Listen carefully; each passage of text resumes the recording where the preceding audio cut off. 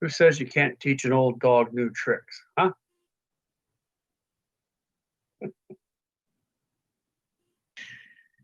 And 10.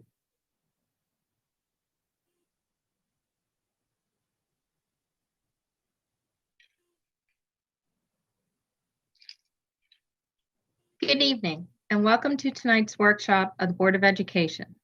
Tonight, Anne Arundel County Public Schools will hear matters of reopening and receive an update to permit the Board of Education members to receive answers to questions as well.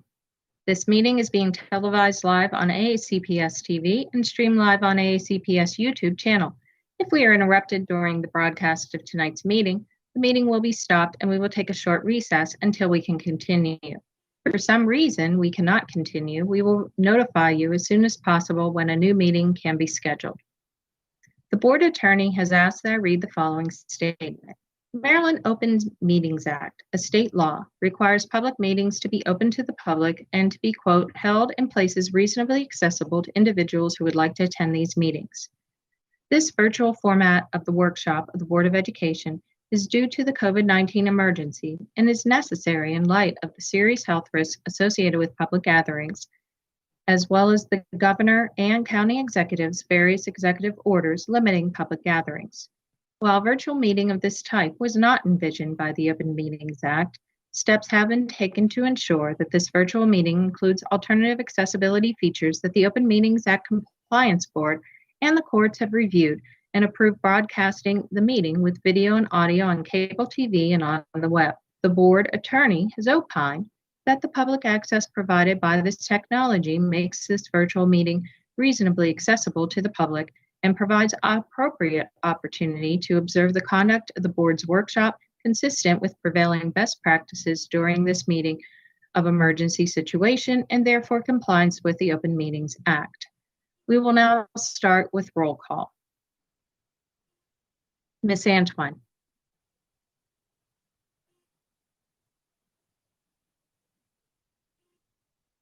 Dialing in. Yep, she will be joining us shortly. Mr. Gilliland is not available this evening. Mr. Lott. Aye. Ms. Hummer. Hi. Before we proceed, we do have someone who is unmuted and has background noise associated with it. Oh, still hearing it. Great. Thank you so very much. Mr. Smith. Here. Ms. Ellis.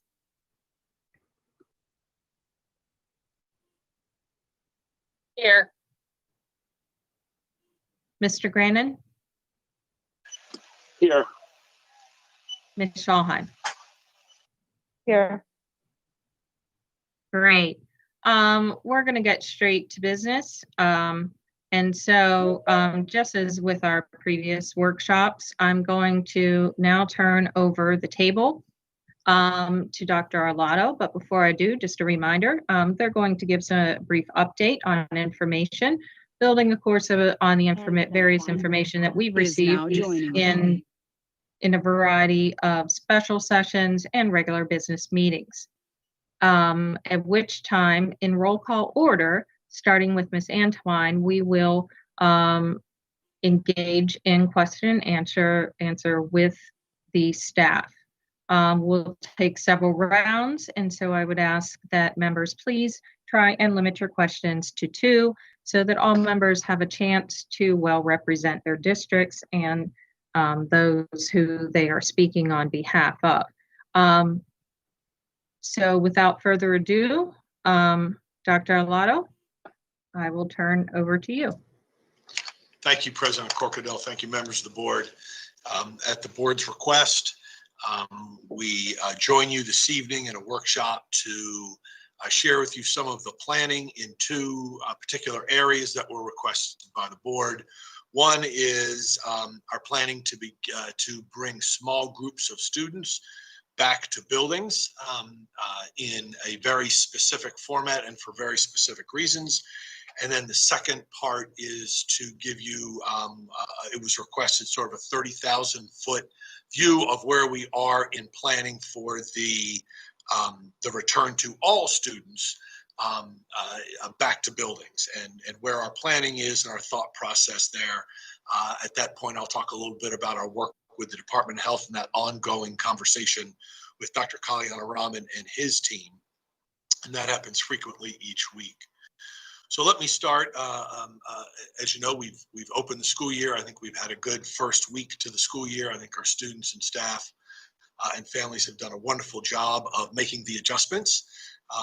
I've had a chance to visit a couple of classrooms virtually, and both at the elementary, middle, high school level, and as well as I was sat in on a Cat North class today, and was incredibly impressed with the teachers and their work, as well as the students. So, first part of this evening is giving you a brief update on our planning to begin to bring small groups of students back to schools. It's always been our goal that before we bring many students or all students back into buildings, that we wanted to target small groups of students. When the governor went to stage 2 in the Maryland recovery plan, that enabled us the ability to begin to bring small groups of students back into buildings. So the first is our CAT students. We have focused on CAT North.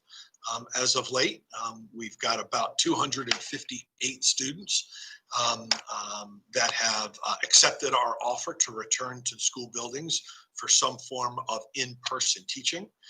We've got 13 teachers that have accepted that invitation as well to return to the buildings in this hybrid format. So with that, we hope to target either the 21st of September or the 28th of September, one of those Mondays, as the first day back with those students. Much of that's going to depend on transportation. As I think you know, our transportation mechanism for the CAT centers is based on the home high school. That student is going to and from their home high school when they're traveling to or from the CAT centers. That's how our transportation routes are built. We're going to have to change that a little bit because the students they all can't get to their home high schools for then to engage in transportation to the CAT centers back and forth. So we're looking at options of the neighborhoods from where these students are going or coming from, excuse me, and maybe we can pick up at their local elementary school, their local middle school, and if they're close enough to their home high school. So transportation department is working on mapping out some of those routes now. And so that might take a little bit longer if we have to go to that latter part and make stops at elementary, middle schools, but that is ongoing work. The virtual learning will continue to be the foundation of the students' week. They will continue to have their virtual learning from their home high schools. That will continue. But these interested students will be able to come in person into learning for up to 2 days a week. It depends on their program. Some CAT students are in twice a week. Some CAT students would be one time a week. The idea would be that they would get in once or twice for several hours, between an hour and a half and 2 hours for each of that time with their content teacher at the tech center. And then, as I said, the rest of their time would be in the virtual world, both for the CAT classes as well as their, of course, their regular high school classes from their home high school. The social distancing markings have already begun to be laid down on the floor and around the building with the appropriate signage. The operations team is ready to do the cleaning prior to and then throughout the day, and then in between sessions and in between classes. They'll be ready to do that work. And I think that's about it for CAT North. Let me go on to the developmental centers. Then I'll talk about ESOL students, and then I'll stop and I'll take questions. And then we'll go on to the second part of the evening. The 3 developmental centers, we do have 49 students across our 3 developmental centers that have their families have agreed to allow the students to come in to conduct some, or to be part of some in-person learning. Excuse me, I want to make sure I get my terminology correct. We don't have any teachers currently in our 3 developmental centers that have agreed to that.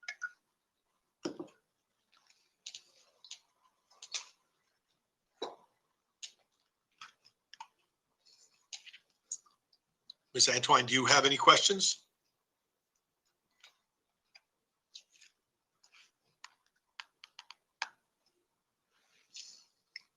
We can always come back if someone's experiencing a technical difficulty, if that's okay with you, Yes, Dr. yes, Arlotto. ma'am.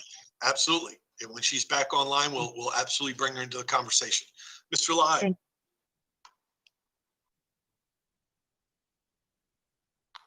Thank you, Dr. Arlotto.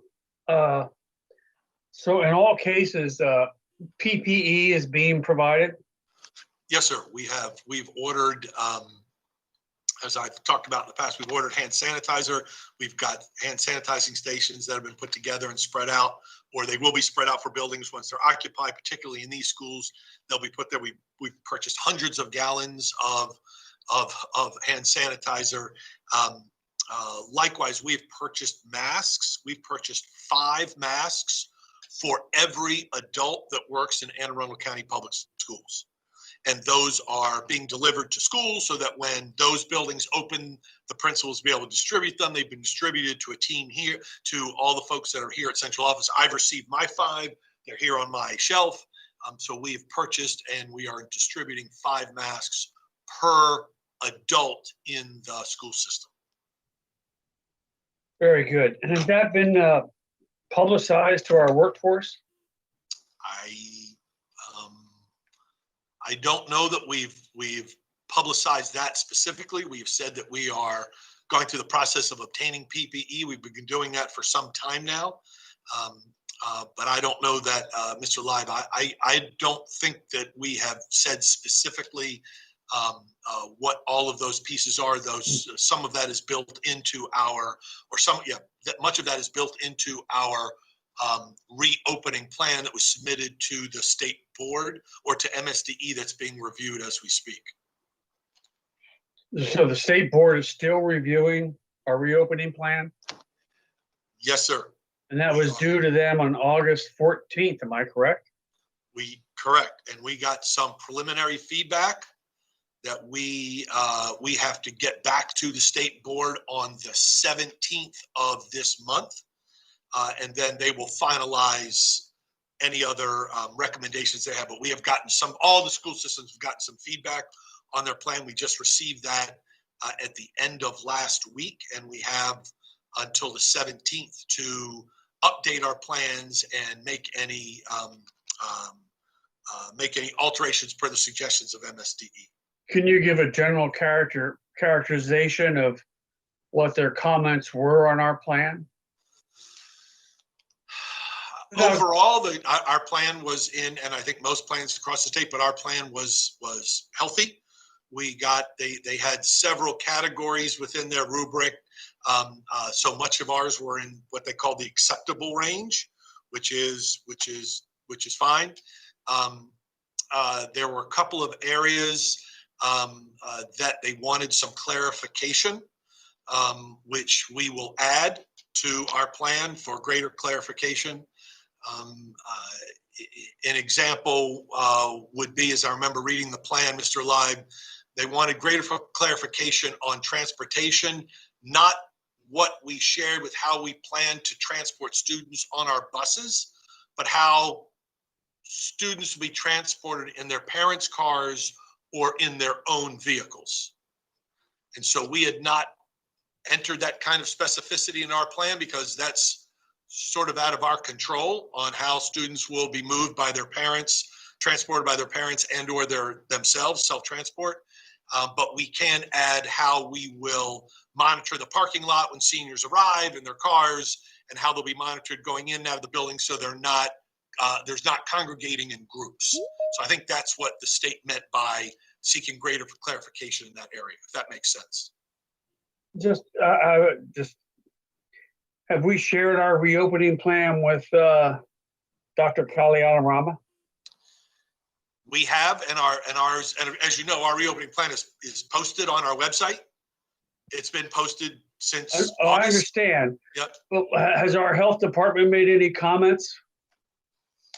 I ask because the health department has commented, and I guess the word blessed is not the right word, but the private schools that have opened, they each all had to submit plans, and our county health department made comments on them, and the private schools reopened. I'm just wondering about, that sort of interaction, and how's that working for us?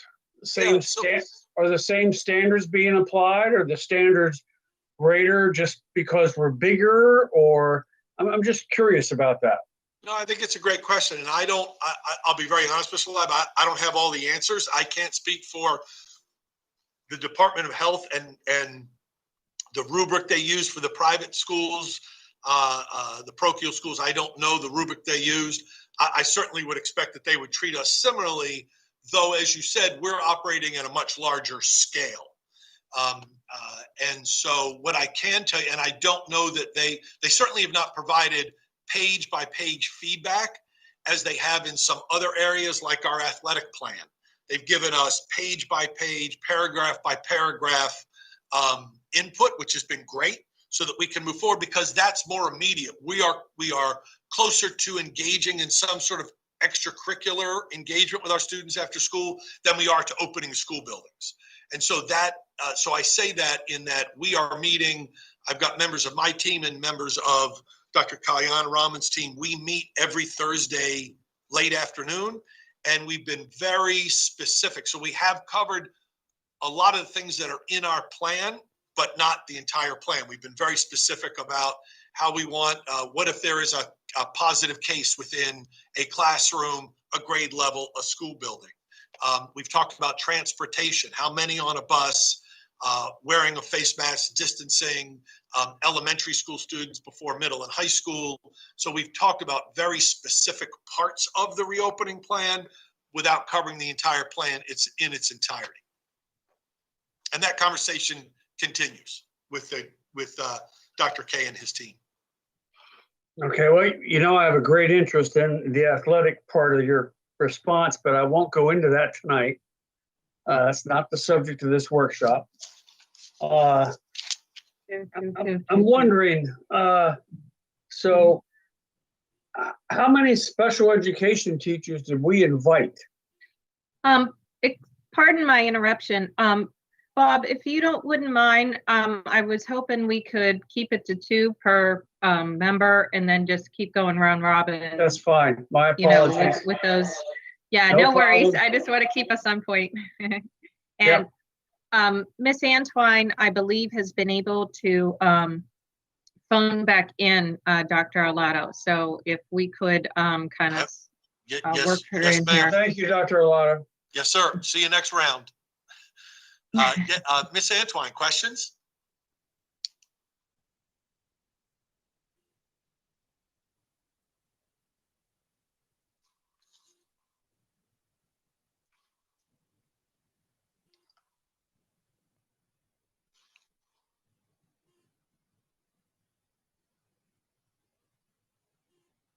So hold on just one quick second. Let me see if I can do this manually. Whoops. Let's see here. So I don't believe, because I'm not the person who started the meeting. Perhaps Mr. Mosier or Ms. Howell could unmute.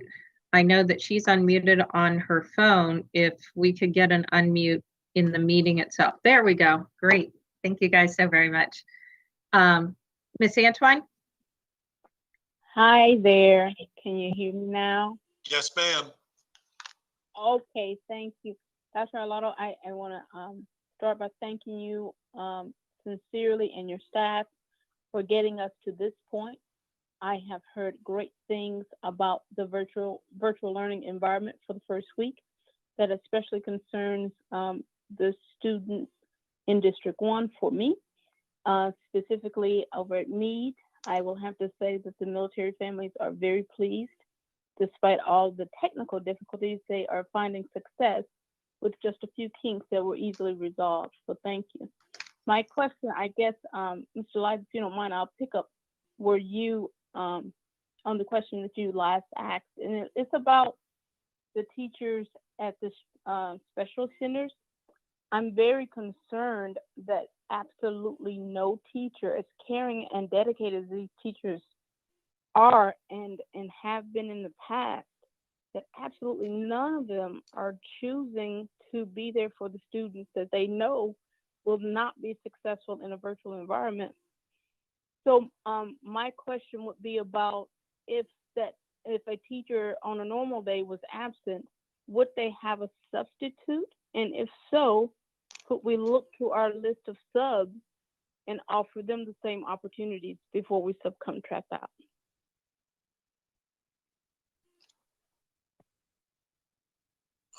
Mrs. Antoine,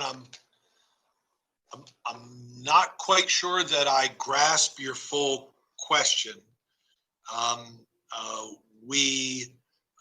So yes, if a teacher is absent at a special center, then the special center staff, the principal then moves staff around to cover for that teacher that's absent. Many times it involves those schools have a long-term sub or several long-term subs that are assigned to that building.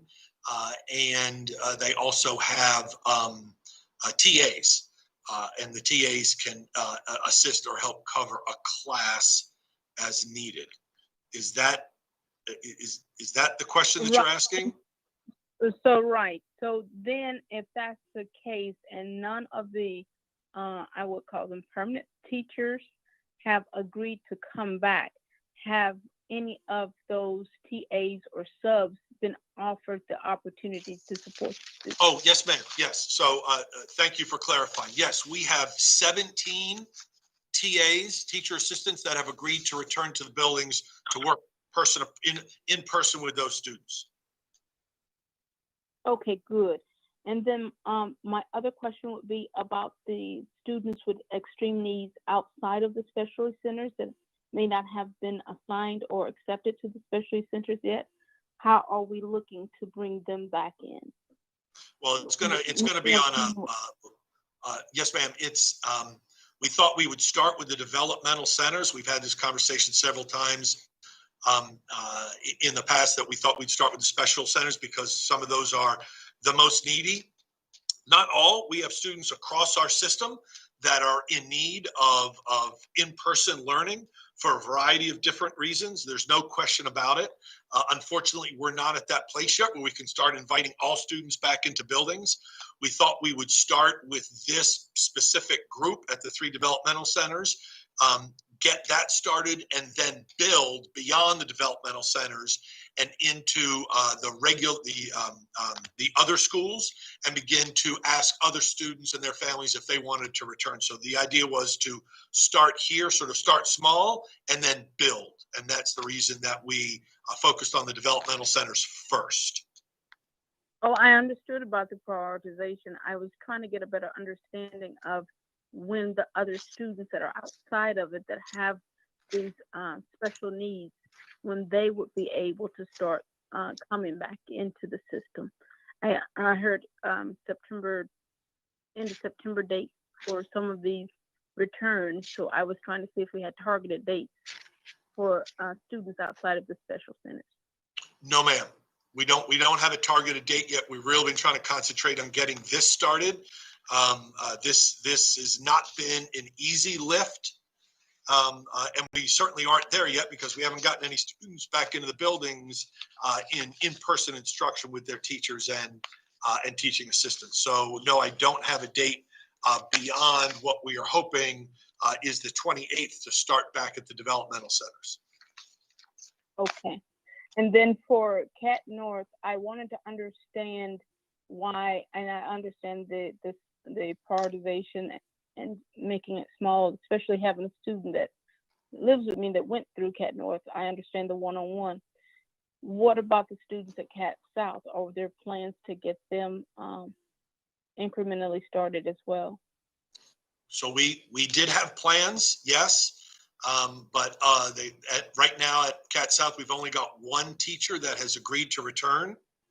And so we're going to work with that one teacher and that teacher's students and invite them back. And we'll start at Cat South with one teacher. That will be a little bit later in October, into October, not as soon as Cat North, but right now we just have one teacher at Cat South that's agreed to return. Wow. Okay. Thank you, Dr. Alato. Yes, ma'am. Ms. Hummer.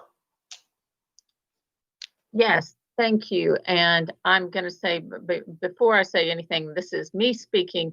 I want to say very publicly that it is disappointing that MSDE has had our plans for reopening and they don't plan to finalize or approve them for a month after we send them in, when school has already been in session for weeks. And I find that to be unacceptable, as we've worked so hard to get them done, and then we're not. What's going to happen if they don't approve them a month into school? I'm very disappointed on the state level for that coming through. That is my personal opinion. Just want to set that out there. When we talk about the English language learners, how you said it was middle school students, are we targeting a certain level of students? Because I know ELL students are tiered, and so are we targeting, I'm not sure what the tiers are. Are we targeting tier 1 and 2, or how is that? Yes, ma'am. It's at level 1. So there are level 1 students. So those are the ones that are just starting out learning English as a second language. So it will be all level 1. I mean, yes, ma'am. Those all level 1s across the middle schools, and we'd like to bring in between 100 and 200. We hope we'll say yes, and then once we have that number, we can begin to gauge how many teachers we'll need. Okay, great.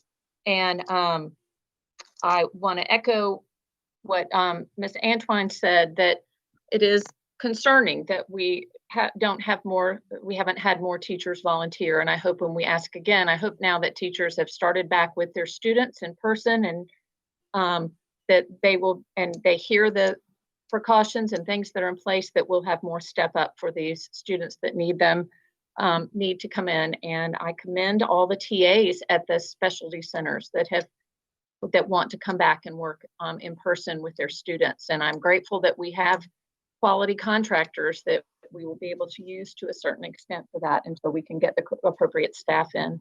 So thank you. Yes, ma'am. Mr. Smith.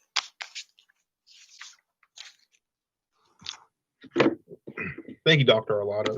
Week 1 in the books, success. But it's been a good week, huh? Yeah, I mean, for me, countdown to graduation. That's right. But so my question is back to the I guess the developmental centers. How many students in total do we have at all 3 of the special centers? I don't know, but I'm going to ask Dr. McMahon. Do you have a rough number? How many students across the 3 developmental centers? I think you're muted. I don't have that right at the moment, Mr. Smith, but I'll have that for you in a few minutes. Great, because I was just wondering. So when a family at one of the developmental centers, they say, no, we'll decline. We'd like to stay virtual. I guess, will they then ask, I guess, a student that's not at a developmental center if they would like that same opportunity?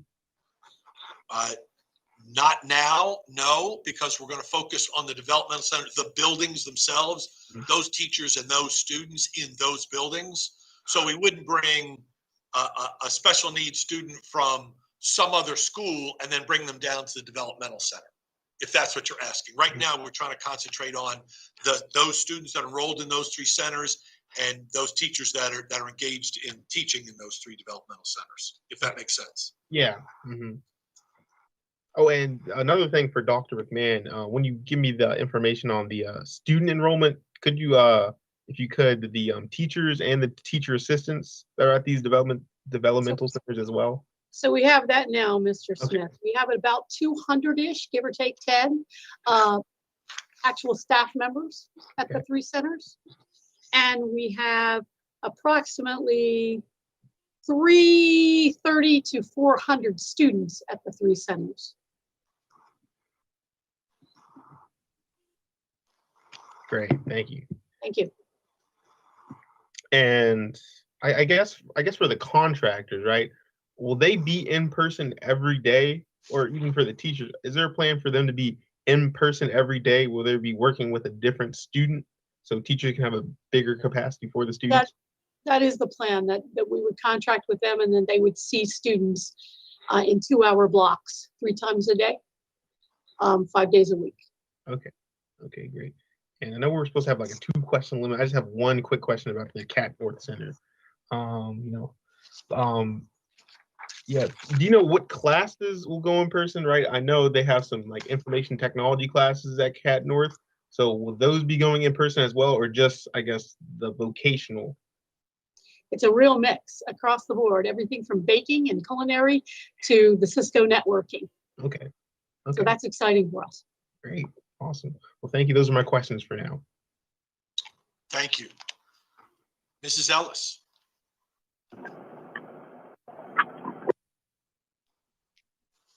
I have the hardest time getting off mute right now. Thank you very much.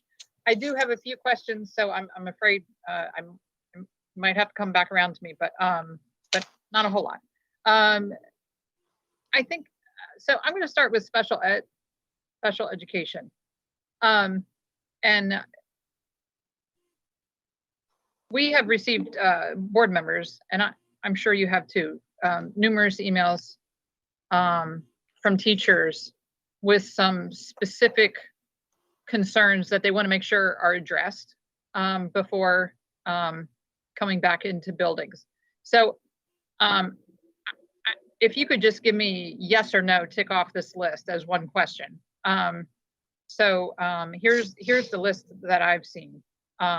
Required face coverings, mask, taken care of, right? PP, you mentioned that. They would be required, yes. Yep. On-site screening, are there any plans for that, or? So I can't give you a yes or no on that. If you don't mind, I'm going to try and elaborate. Is that okay? Okay. Okay, so we obviously don't do, are you talking about COVID screening? I assume that's what they so were. we don't have the ability to do that. That's completely in the hands, as you would imagine, the health department. We are absolutely talking to the health department and have been for some time about utilizing our schools as screening sites for when we return for students and staff of that school. We're not talking about public sites that people could pull up curbside and get screened, get tested, but we are absolutely talking to Dr. Kalyanaraman and his team. That's a request they have. I've said absolutely, if we can work out the details. There are things like they would prefer to do that screening outside as opposed to inside. So could we set up a tent and could they do that screening outside? And it wouldn't be every day, but maybe they would have their screeners move about campuses and do it 1 or 2 days a week, or none of those details have worked out. I'm sorry to give you more than you asked because I know you wanted a yes or no answer, but it is important to know that those are conversations we're having, and we've agreed to work with the health department to allow that screening to happen at schools for the staff and students in those buildings.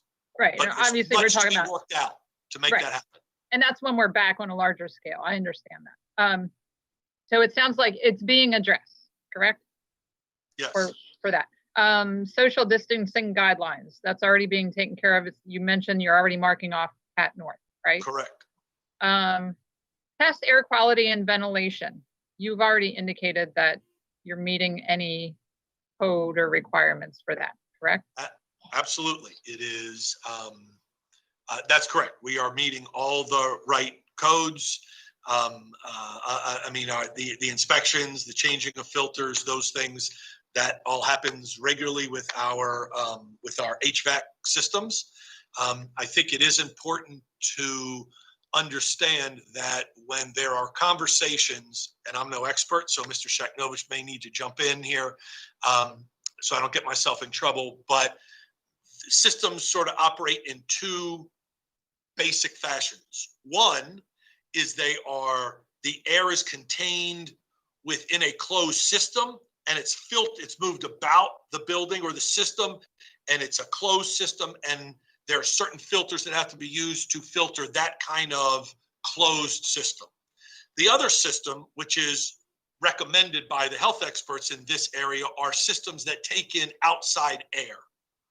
All of our systems take in outside air. We don't have any closed systems that I'm aware of. They all take in outside air as part of the process. That's wonderful. I didn't know that. Thank you. Protocols for regular surface cleaning. Already mentioned that, right? You've got the protocols for when they're back in. Plan for at-risk educators, students, and families. So I suppose those who have risk factors, you have a process. Sure. So for a staff member that has risk factors, there are accommodations that are available, and that is all through the HR process. I think you're familiar with that. They'll have to go through the HR process to say, I have an existing condition, or somebody at my home does, and I have a particular concern or fear. And so that's the staff.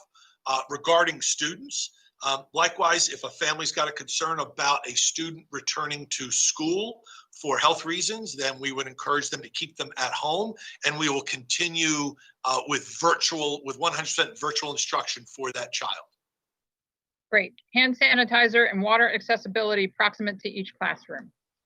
So I guess you'll have to define a proximate. So I can't build sinks and water systems outside of every classroom. There are many elementary schools that have water inside the classrooms. They've got their own bathrooms. They have their own sinks.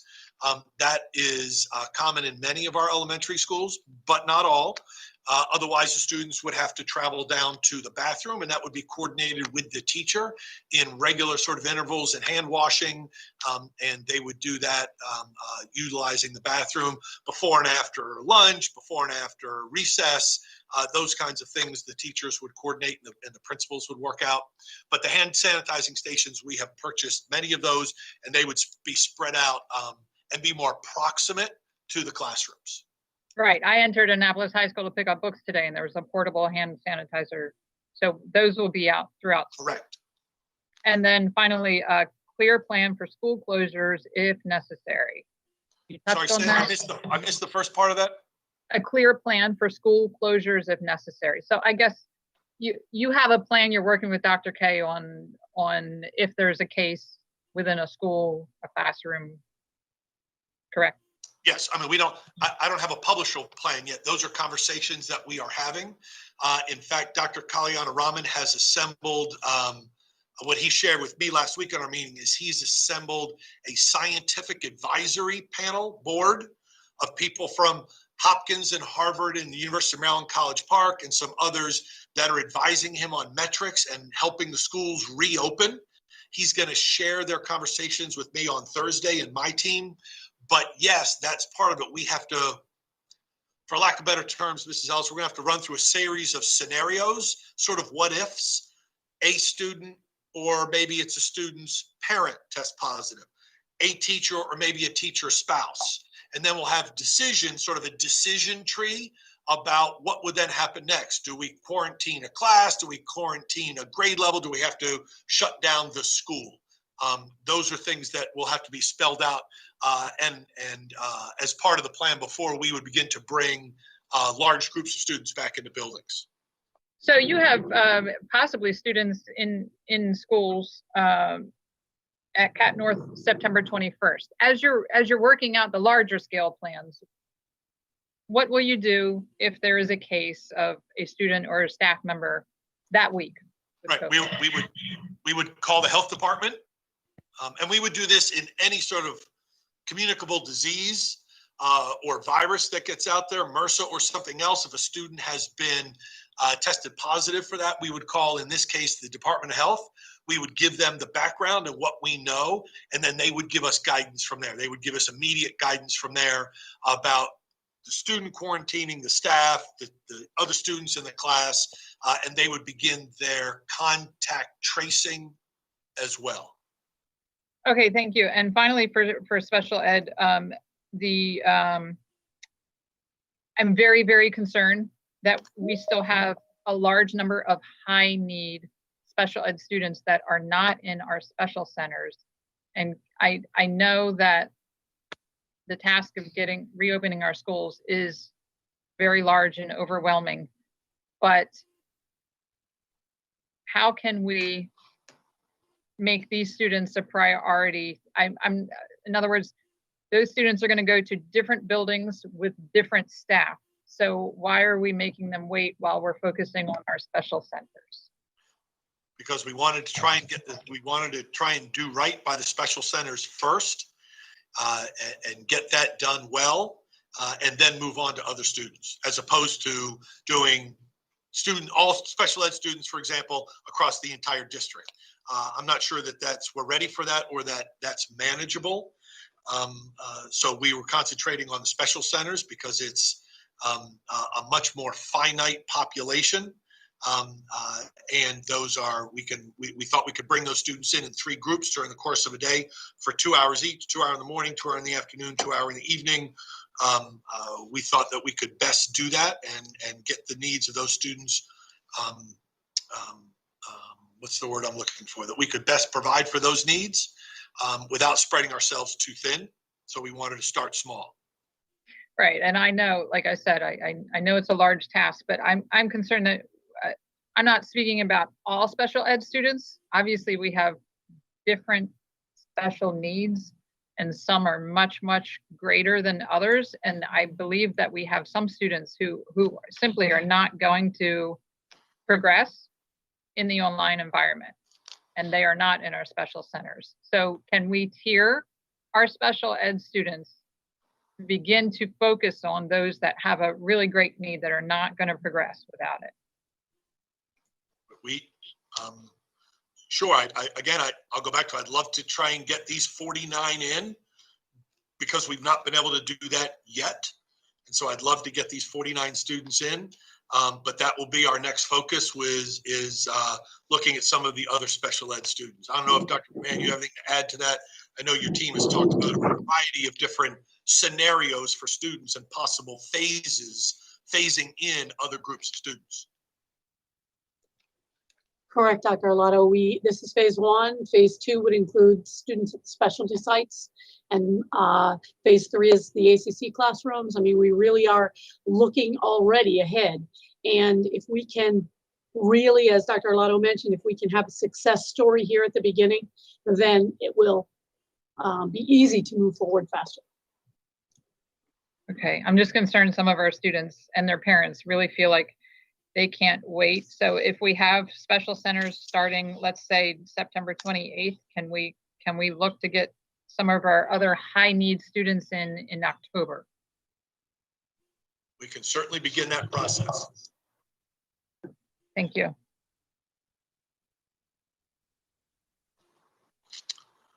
Mr. Granite, questions?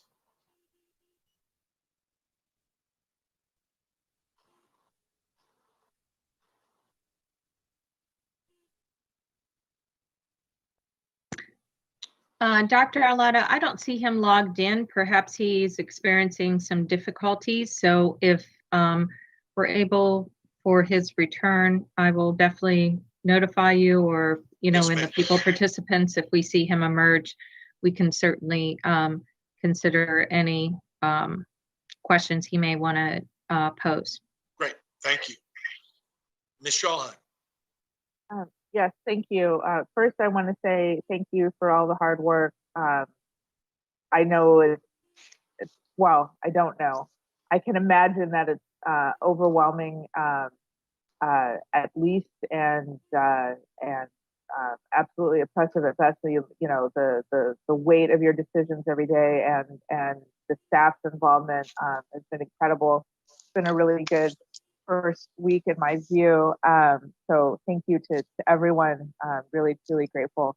I had a similar question to what Ms. Antoine had about Pat South, and I'm a little sad that that more opportunity isn't available there, because these classes are somewhat small to begin with, and because there's some overlap in programs between the two CATs. At least I think there is, at least with regard to some of the trades.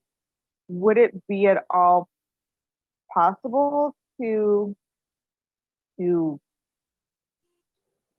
have those students up at Cat North in the absence of a teacher being available at Cat South?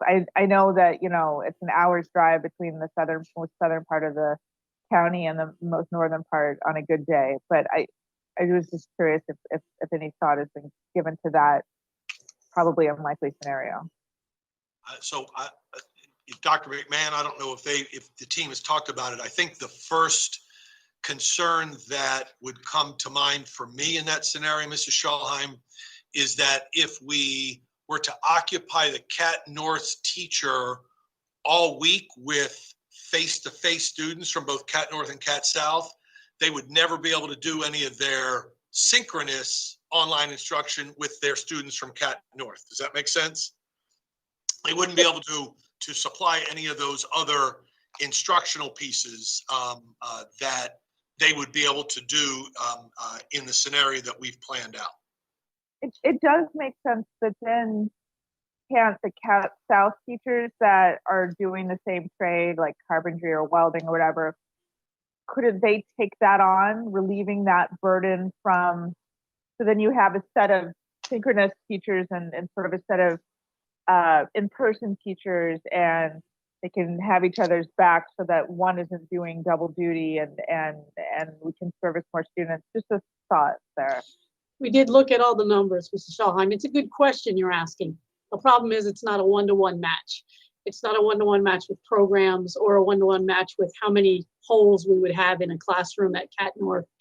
And then when we do go back to school, and we hope that's sooner than later, the students would really have a hard time going back to their original home Cat Center at that point. So we looked at it, actually spent many, many hours on it, and just came to the conclusion that it isn't value added for most students.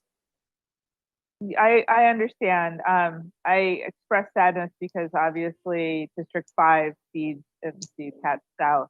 I love both CAT programs. I hope to see a change, and maybe with a hopeful change of our numbers, if people continue to model responsible behavior at home and when they're out with mask wearing and whatnot, the broader community does that, maybe we can get these students and these teachers back more quickly. Regarding ESOL, love that we're starting the way you're starting. Will it be kind of like if we can establish a success story with middle school, then what would be next, elementary or high school or both, and sort of timeline for that for ESOL students? What we're looking at for the ESOL is starting with the middle school, who are at the level 1 up to all the way through 1.9 level. And then the notion is the elementary students will come back first in the hybrid model, so that if we were going to continue to, while the elementaries are coming back, if we were going to continue to expand the ESOL student reach out to bring back, it would be with the high school students next. Because the elementaries will already be back. So that rumor is true, that we would probably, oh, that's not really a rumor because we've talked about it too, but then you hear things buzzing through the social media and whatnot. So that is still the plan then, is when the metrics are supported and when Dr. Kalyana Raman gives his blessing and Dr. Arlotto provides his recommendation, it would be elementary to go back first for hybrid and see how that works out and then go from there. Is that an accurate? Correct. Perfect. That's all I have for the moment. I just want to express gratitude. This is like the weirdest game of Tetris ever, probably, for you all. And so thank you for making it work as much as you can. Thank you. Mrs. Corkadell. Thank you. I want to echo the sentiments of my fellow members as it relates to the above and beyond heavy lifting. You know, there is no book, there is no process, and there is no master's or doctorate program that I believe I would ever have covered a pandemic at this level. But I just wanted to kind of get clarification and perhaps a little bit update. we're talking about the bringing in of small groups for different designated periods of time. Are you guys able to share at this time how that impacts food service as we move forward? I know we continue to encourage people to apply. So when we are back in person, but perhaps if you wouldn't mind taking a minute talking about that as it relates to the integration of the small groups, how we would handle meal services, provisions for bridging over from morning to afternoon programs if they become appropriate. So thank you, Ms. Corkell. We will, of course, continue to serve meals at our 119 sites across the system. So students and families can continue to access food at those sites, both the breakfast and the lunch. With regard to these three programs, the Cat North and developmental centers, we are not planning on providing specific meals to those children. Those children can still access meals at schools as they're coming and going from those programs. The ESOL students, we would plan to feed within their middle schools. We would have meals for them available because they would be there all day, as opposed to being there for an hour and a half or 2 hours at a time. They would be there all day. ESOL instructional language instruction in the first half of the day, and then work with the TA on virtual instruction the second half of the day. So that is the one program of the three that we're discussing now that we would provide meals directly to those students at that site, or sites, I should say. Thank you very much. Yes, ma'am. As it relates to some of the secondary outreach services, if a student is now engaging in person at some level, whether it is a morning once a week or a few times a week, or stretched out in the course of a day, once a week, in all those scenarios, and as we continue to integrate, mental health resources are typically delivered in person when we are all in person. And so we're going to have situations where we may have some students in person for portions or most of their day, and students who are virtual. Can you explain the how a student partially in person would access resources on those days where that exists, or expand further on how integration would occur as we continue to progress to closer, out of response and into more recovery scenario? Dr. McMahon, I want to address that. We do have, we've got counselors that are in and out of buildings now, for example, so they're rotating through on a rotating basis in the schools now. So as these buildings that would begin to open up, counselors certainly can be made available to interact with students on an as needed basis. And they'll continue to be able to access the virtual supports as well. Dr. McMahon? Right, and I would say as we've planned to bring students back into buildings, that's been part of the conversation. That will the counselors be present? Will the school psychologists know that those students are there? Will the school nurse be on site? All of those things have been part of the planning as we bring people back to buildings. Great. It is good to just occasionally say that out loud, because I know I believe that we're going to be approaching that uncharted territory as to the extent and level of impact as it relates to our children as they're returning. Any reunion in general is very emotional, so I can suspect that all of that will be included as they continue to matriculate back into the classroom. So I know that is Herculean in and of itself, on top of all the curriculum and the education, which is in the forefront of what our primary mission is. And so supporting of the whole child. Thank you guys so very much. I know that our PPWs, our social workers, our psychologists, and our counselors are doing double duty, and our teachers are filling in those gaps because they're the ones in those virtual classrooms with them. And I know together we're gonna have a good system in place to well support. Thank you guys. Thank you, Mrs. Corkadell. I guess I'll go back around, Mrs. Corkadell, and start from Mrs. Antoine. Ms. Antoine, do you have additional questions? Yes, Dr. Alaro, thank you. So may I ask questions outside of what you presented today concerning virtual learning?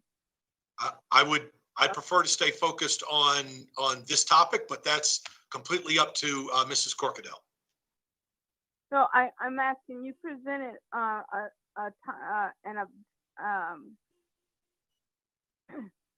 you presented information on the learning centers, as well as the Cat North, as well as those students with English as a second language. So I wanted to ask about Google Classroom overall. So I'm trying to keep in alignment with what we're focused on, and wanted to know that. Could I ask about that?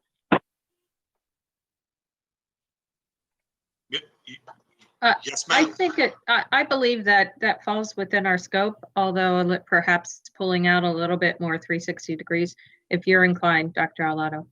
Yes, I'm here to serve. Yes, ma'am. What can I answer regarding Google Classroom? So, and if it's outside of the scope, Dr. Alato, we can cover it when we talk on Monday. Next Monday in this case. My question would be, we talked about onboarding before in our previous public meeting. I wanted to understand how, when a new student who will be onboarding, even especially our military students, they may be coming with their own Google Classroom account. How does that work for that student? Will they have to set up an entirely new account, or would someone from the school work with them to help transition accounts? Yes, ma'am. They would have to set up their account within AACPS. It's all part of our platform. So they would have to set up their account with AACPS. That would then give them access to their teachers in their schedule that are within AACPS. And certainly the school would help them establish all of that in their technology needs, help them get established with their Google Classroom. Getting So their that's logins and passwords, all of that, as we would do for any new student that comes to us. Oh, excellent. So that's something as part of their enrollment process. Yeah, correct. Okay. And then my other question would be about those students who are not able still to access virtual learning. They may not be at the specialist centers or even have special needs, but they are in need of an education. How are we accommodating those students who may not have access to virtual learning? So a student that does not have access to virtual learning, we've established an alternative attendance plan. And so that family would contact their school principal and counselor, and they would work together to develop an alternative attendance plan. I'm going to make up an example that I hope helps answer your question, Miss Antoine. It could very well be that there is a student that is their parent, because of necessity and their work schedule, puts them into I'll make this up, a daycare center that does not have any internet access at that daycare center. So therefore, the student cannot access synchronous learning during the day. So the parent would let the school know that. The teacher would know that child's not going to log in during the day, so they don't get penalized for attendance for not logging in. But then the student comes home after their daycare, their childcare, and they do their work asynchronously at home with their parent, and then turn in their assignments and those kinds of things, complete the work, and then they get they're marked appropriately as attending for class that day. I'm making up an example, but there's an alternative attendance plan that the parent would let the school know in advance, and it might be 5 days a week, what we've seen right now is it's maybe 1 or 2 days a week because maybe the student has to go into work with their parent on Tuesdays and they can't access the internet. So they know that their teacher knows in advance that they're not going to log in on Tuesdays. Again, making up an example. Oh, wonderful. Thank you for that. And then my final question is, I was catching up on emails and read about teachers being required to record their lessons. I wanted to understand what that means for the teachers, and also understand if they're recording the lessons, or is it because of plans for alternatives such as what you described? If I could just interject here, I would prefer that members table any personnel related matters for appropriate session accordingly. Okay. Yeah. Like I said, if Yeah. it didn't align, it was all to do with Google Classroom and virtual learning. But I'm definitely happy to save that question. So with that, that's it for me. Thank you. Thank you, Mrs. Antoine. Mr. Lai, additional questions? I'm coming. Okay. I'd like to follow up on Mrs. Ellis's questions. It sounds to me like you being a good chief executive and our school system being a good employer has taken and is taking the appropriate and recommended measures regarding PPE, social distancing, as well as planning with the health department in regards to what occurs if and when a positive test occurs when our kids are back in the school. Everything you described, I mean, I've heard that many times over in different industries as the standard for when folks come back to work. The same approach that Home Depot, who's been open this entire time, Amazon, United States Naval Academy, who's open now, Virginia Tech, all different kinds of places are putting in these same sort of procedures. So my question is, with all this preparation and et cetera, when we decide and when conditions are appropriate between the health department, et cetera, and we go to hybrid first, or even with the special centers now, when do we stop inviting our employees to come back to work? When do we start saying that teaching our children is an essential function of our towns, our county, and our country? And it's an essential function that needs to be conducted in person and with that personal touch. Where do you see that transition happening? I've seen you've done, and we are doing what we need to do to minimize risk, but you cannot eliminate risk. So I'm trying to find where that razor's edge is. And where do we step in and make that decision? I mean, I for one are one that, I want my grandsons in class. I believe they're losing a great deal by not being in class with their friends and friends they have yet to meet, because they don't have that opportunity. So that's my concern. So it's a broad-based question, but that's what I lay out. It's it's a great question, Mr. Live. There's no question about it. I think it's something that this board will have to wrestle with. And as to your comfortability level and mine as the superintendent about having adults return to work, I think we have to do it very thoughtfully. I think we have to do it, of course, as you stated, with health and safety in mind and put all the appropriate precautions in place. And I think we have to do it over time. I don't think we just flip the switch. But that said, I am a proponent of working with the health department and establishing a return date such that students, parents, and staff know when we're going to begin to return to in-person learning, even, and it would be at a hybrid level. I think we all agree that we're not going to go, and you've heard me use the term before, Mr. Leib, we're not going to go from 0 to 100. We're going to go from empty buildings to 100% full.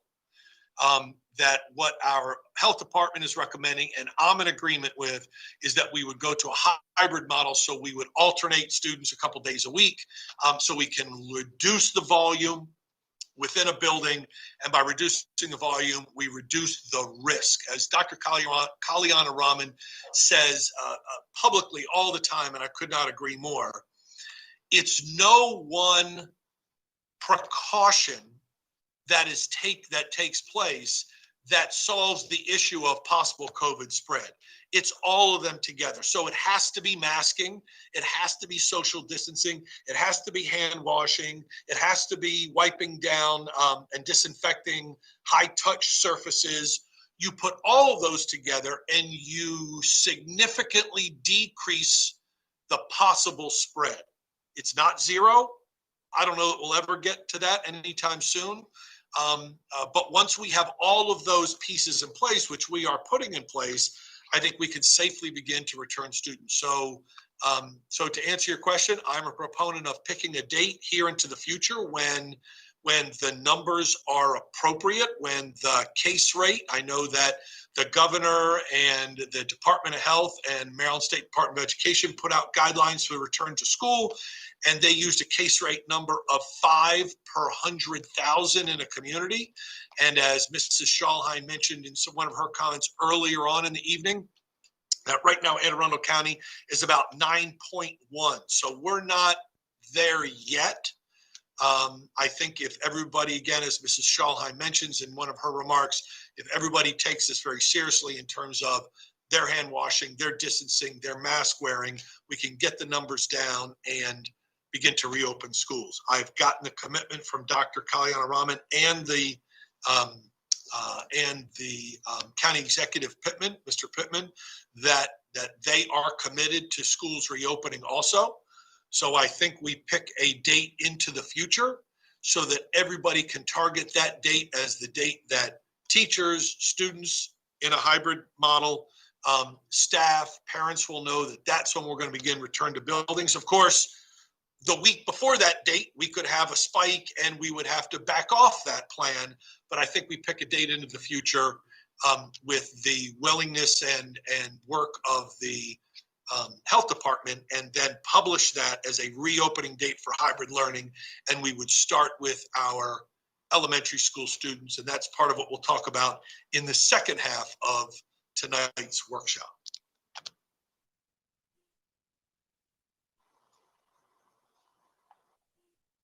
Thank you. Yes, sir. Mrs. Hummer. Oh, you are muted, Mrs. Hummer. There we go. I didn't, in my first round, didn't get to say it, but I want to say that I was incredibly impressed with the first week of virtual learning. I have 2 students doing it, and I hopped back and forth and eavesdropped a little bit, and the teachers were really amazing.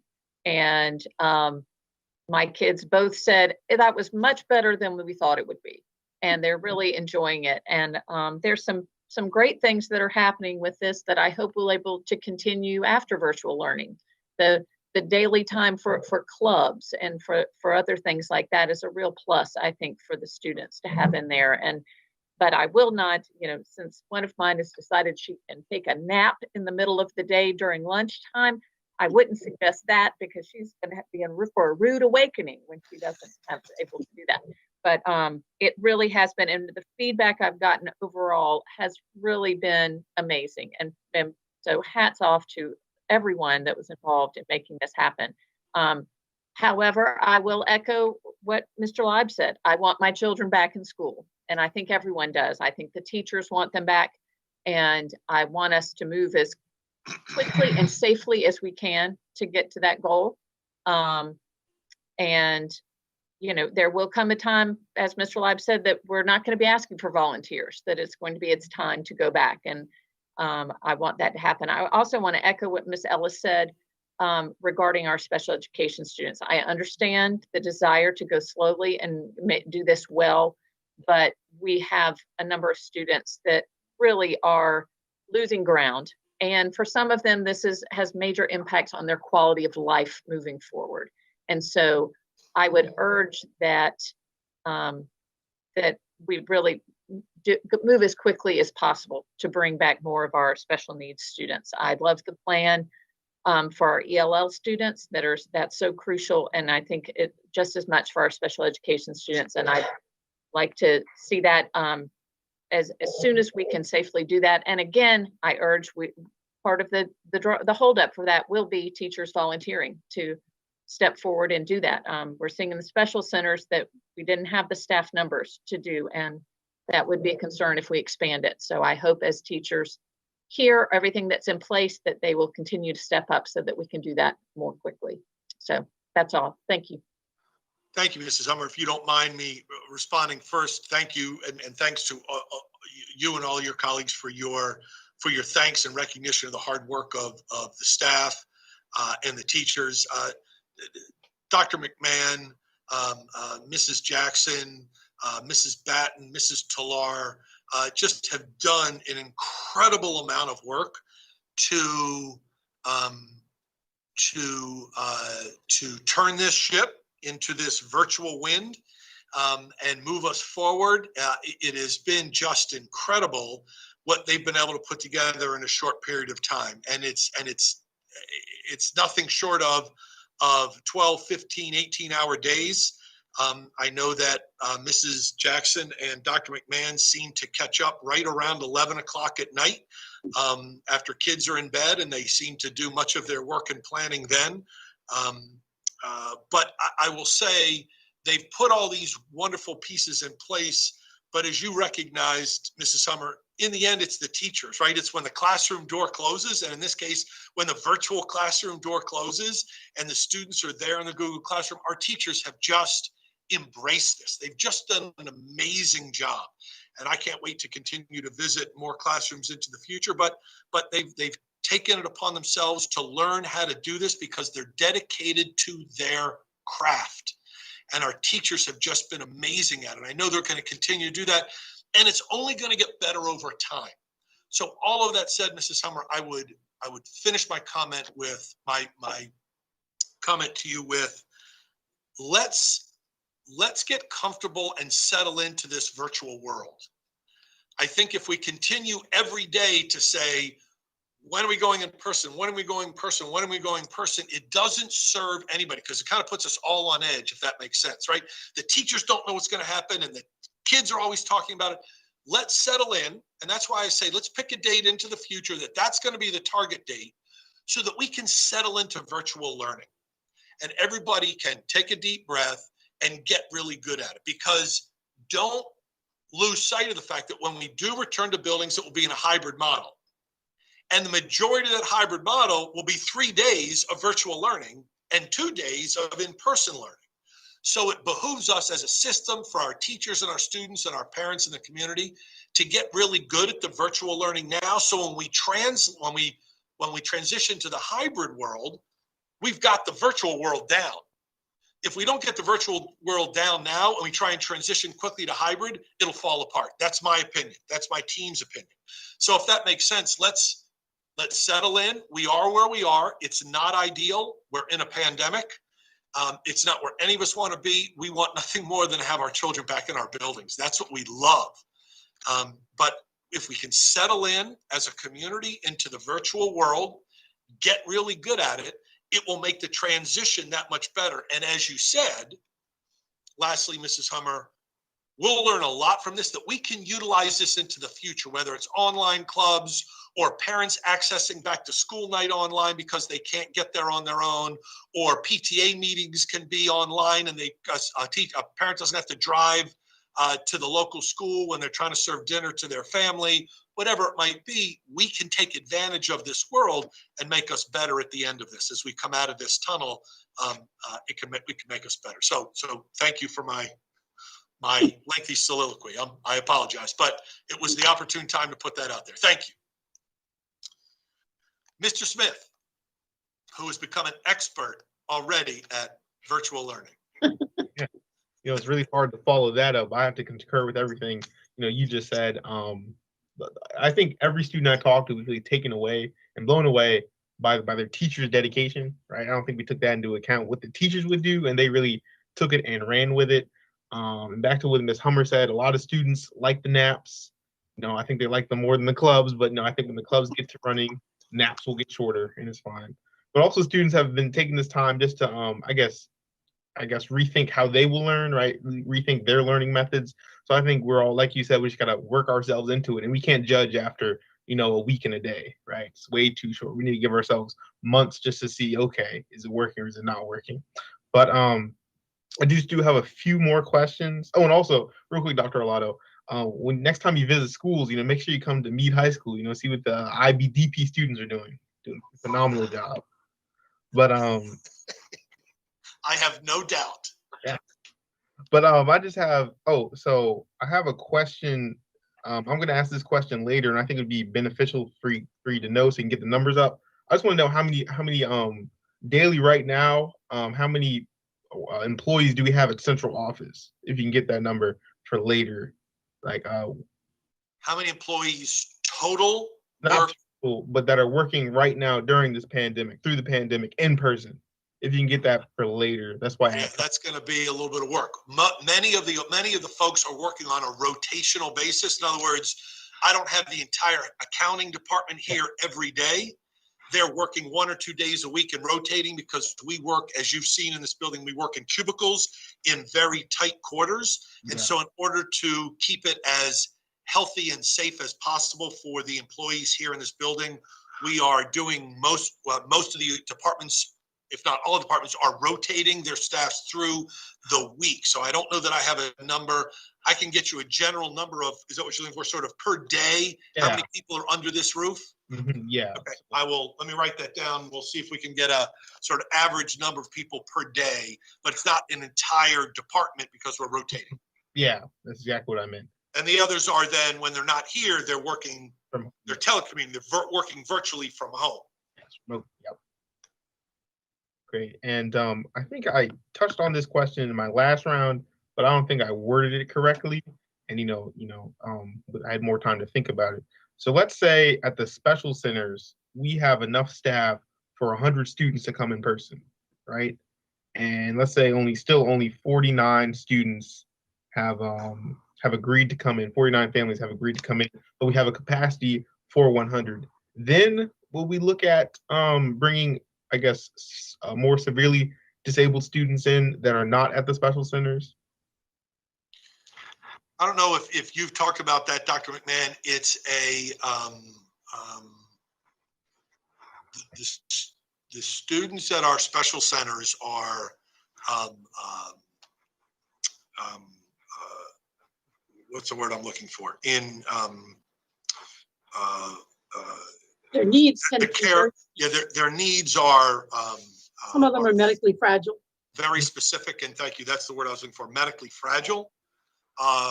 Versus, and so that staff is particularly in tune with those students and working with that type of student, working with those students that have those type of medical, physical, and cognitive needs. So I don't know that we would necessarily bring other students down into the CAT centers. That would be a nice problem to have right now if we had more teachers than we had students that could teach. Then we have students that are willing to come in. That's not the case right now.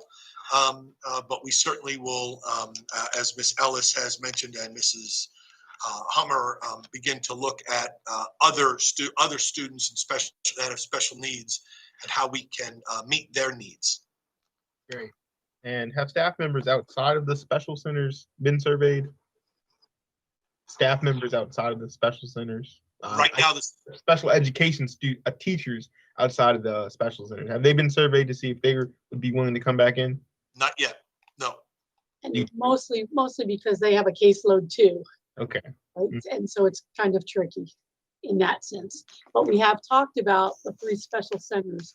If in fact we have more teachers and staff, like you were saying, Mr. Smith, step up at one center, we could potentially bring students from any one of the other centers to a center where we had more people available. And we have talked about that. That is tricky as well because of the load that everyone carries. Mhm. And everyone has a virtual group of students that they're teaching, but we have discussed that. Great, thank you. And back to my, I guess, first question, did you get the numbers on the number of staff that are in the building? Right, we have about 200 staff, and that counts all staff in the building. And then we have about 460 students in the 3 centers total. No, I'm sorry, I meant within central office, staff. Oh. And central. Oh, I no, do not have that yet.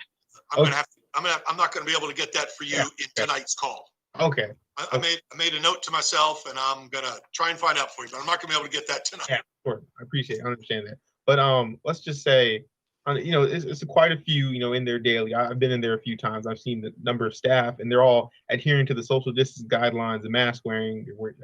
Everybody has a bottle of hand sanitizer out in the open. So my question is, has there been a confirmed case of coronavirus? Not in central office that I'm aware of. Great, knock on wood for that. So, I mean, I guess this could be an example that when we take the proper measures, right, when we do everything by the books, we can manage to have people face to face safely for more than one day a week. Great. Those are my questions. Thank you, Dr. Arlotto. And thank you, Dr. McMahon. Thank you, Mr. Smith. Mrs. Ellis. Thank you.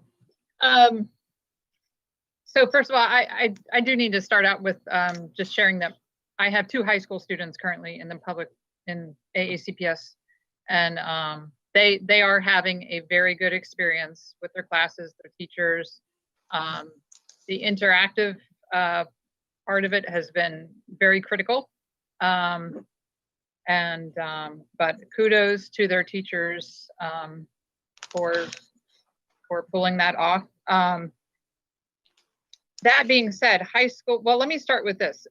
So the 5 per 100,000 case rate that is the target, that's for bringing all students into school, right? So we currently have Dr. K's blessing to bring in the small groups that you're targeting currently. Correct. Okay, and per my last line of questioning, it seems that we have addressed all of the concerns that teachers have brought to us that we're aware of. So it seems that perhaps there will be more teachers comfortable coming in at this stage than maybe they were a couple weeks ago. I really, really hope that's the case. But going back to our high school students, since they are, they're able to benefit academically and they're learning in this online environment. And you've made it clear that they're probably going to be the last ones who go into the classroom. So if we're looking at targeting, let's say, elementary school first, going into the hybrid environment, where are we on bringing groups of students together for extracurriculars? It seems to me that that should be one of our priorities so that our high school students don't have to wait so long and they can have that personal interaction that they're craving. So I've talked about this several times with the board. It is a priority, and we have submitted a plan to the Department of Health to bring our student athletes back onto campus in small groups, sport-specific practices, skills practices with their coaches this fall. We've been given a preliminary thumbs up to our plan. They gave us some page-by-page suggested edits and changes, which we made and submitted last Wednesday. I think I submitted back to the Department of Health. I should hear this week if they've given it a final thumbs up. Our athletic directors have already begun to do some planning around that. But once we get the final approval from the Department of Health, we'll start to implement that student athlete return to practice plan. We will then use that as the backbone to a plan to bring in band and some other extracurricular activities. Excuse me.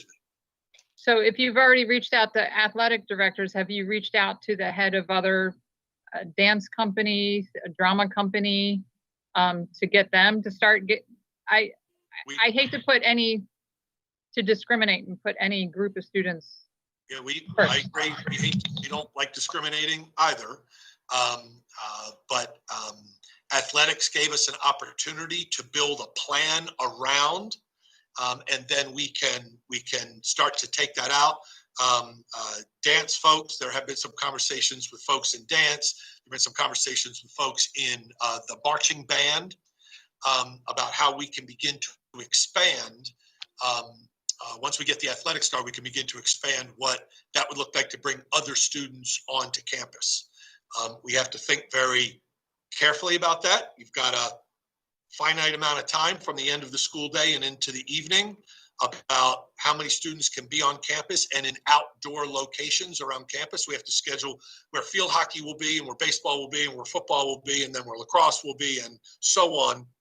And the same will hold true for the band. We have to make sure that they have an appropriate place and space to do their work, as an example. So that's part of the plan, and we have asked Dr. Kalyana Raman if he would agree to allowing us to bring in some of those some of those students in their extracurricular activities. Okay, so I'm hearing that athletes are going to come in before other groups of students.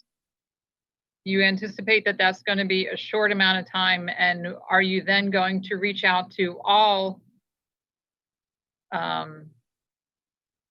coaches or teachers that lead clubs or other organizations that typically meet after school? So we're not in a place where we're going to do that for all extracurricular activities. We're focused on what we can do outdoors right now. That's going to be the focus. We can do marching band outdoors. We have asked permission possibly to bring the dance team inside and the volleyball team inside, because that's the venue they're most used to. But we haven't gotten final approval on that yet. That's part of what we've submitted to the Department of Health to bring those groups into the building. But I wouldn't open it up to every club in high school and say you can go into the building after school and have your club activity, chess club and all those things. Right. We would want to target what we could do outdoors first. But I'll give an example. I have kids who participated in a theater company that normally rehearses and performs indoors. They did it outdoors this summer. So I don't see any reason why only what we normally do outdoors is what we will do outdoors. It seems that we can get more students, because all of our students have, many of them have a need, and all of them, I think, have the same right to have that that outlet that they're all used to. And now that they're in a virtual environment, they need that interaction equally. I don't disagree with you. It will also, of course, be dependent upon the sponsors of those activities are willing to come back and work in person with students. Right, which is why I asked the question if we're reaching out to them for that. We've not reached out to them yet. We want to make sure that we have sort of a viable plan with athletics and the Department of Health about students coming and going, accessing the facilities and those kinds of things. And once we have a viable, workable plan, then we think we can expand it into other clubs and activities. Okay, so I guess my other questions, well, I have a question about the current virtual learning environment. I don't know if that's appropriate now or later, but I'm happy to. I'm here all night. So whatever you and Mrs. Corkadell decide, we we're now at 20 of 8, and we haven't even begun to talk about really sort of the challenges with hybrid model, but Okay. I'm here to answer the board's questions. All right, I'll just go. I'm receiving a very, very large number of emails from both teachers and parents who have great concerns about the recording of classes and how it is impacting the interactive aspect of our students' learning. And I know the challenges that your team has had to come up with a plan that enables students who cannot access learning in real time have the benefit of the lessons that other students are receiving. So first of all, the students that are not able to access learning in real time, the obstacle I've heard is that it might be a childcare situation where the student might not have, I guess, the parental support that's needed to access their learning in real time. Am I understanding that correctly? That could very well be one of the major reasons, yes. Okay. So I'm wondering why we have a need to record lessons for secondary students. If I would imagine they don't need the caretaker support necessary to access their learning online in real time, no matter what their childcare situation is. Is there a significant number of students in our secondary schools that are not engaging or able to engage in real-time learning? So I don't know that there's a significant number. I don't have a number in front of me. I don't think there's a significant number at the secondary level, particularly the high school level. But the idea of recording the lesson is twofold. By recording the lesson, those students that are asynchronous, that are operating asynchronously, don't lose out on that day's lessons. And so with the recording, they can access it when it meets their need. And students, it could be hit or miss. You could have students that lose Wi-Fi during the day, right? They've got Wi-Fi and everything seems to be going along fine, and then it cuts out. And it could happen during our meeting right now. And so then they lose out on that lesson, and knowing that it's recorded, they go back to the Google Classroom when their Wi-Fi comes back up and they can access that. So one, it's the student that is asynchronous, and two, it's the student that is there and wants to go back and reestablish their learning. They have an opportunity now to go back over what the teacher went over. Like, let me go back over what he or she said and go over that lesson. Now I have accessibility to that over a 2-week period while it's posted up on the teacher's Google Classroom to go back and utilize it. So it serves both the students that are asynchronous, that don't have access during the day, and those students that want to go back and enhance their learning or relearn something from that day's or that week's lessons. So it serves twofold in that. And I guess lastly, Mrs. Ellison, you and I have had a chance to talk about this, that we don't have that ability to do that when we're in the brick and mortar.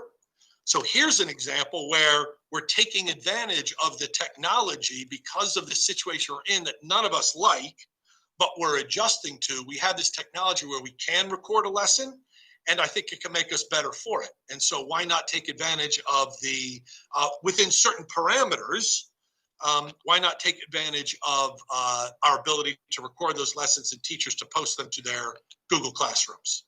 Well, what I'm hearing is the why not is that it's impeding, I'm sorry, someone just started a machine. It's impeding our interactive learning. In what way? Because when teachers are, because students have to turn off their cameras and mics during the class period, where that's not normally part of a normal lesson where students can ask questions and interact with their teacher. And that's, so it sounds to me like we have competing capabilities right now with this type of amazing technology we have, where we can meet in person, we can interact with each other. And if we're turning their cameras and mics off, we can't. I need to make a recommendation to the board at this time. There are certain topics as it relates to reopening that we traditionally have reviewed by legal to ensure that they are not crossing over into other personnel, contractual, or other environments as it relates to its work. So I'm going to recommend perhaps that we table any conversations that have to do with some of the intricacies as it may relate to that, because I believe, at least based on what I'm seeing, that there have been questions that could encompass a legal or employment-related matter, and perhaps we could address that in closed session as appropriate. I believe I made mention of that. I believe I made mention to that when Miss Antwine had brought up some of the recording issues and some of the concerns related to it. I had suggested that perhaps that may be better serving us with legal advisement prior to its conversation at the very least, and our attorney is indicating to me as such. Perhaps that would be better served. I don't know. I don't know if maybe our board attorney should weigh in. I don't see this as a personnel issue. This is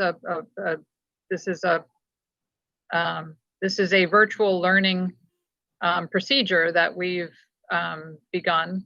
That I'm just suggesting that we figure that out and get legal opinion, and legal opinions would not be rendered in public. They would be provided to the board privately, and we are not in a business meeting at this time. We're in a work session. So we would have to agree to enter into a public session, to agree to go into a work session, closed session, and then go into that at that time if you would like to continue to proceed. okay. I'm sorry. Legal advice really should be rendered as it relates to recordings and some of our more technical aspects. Some of that may be involved with some of our cybersecurity as it relates to the board.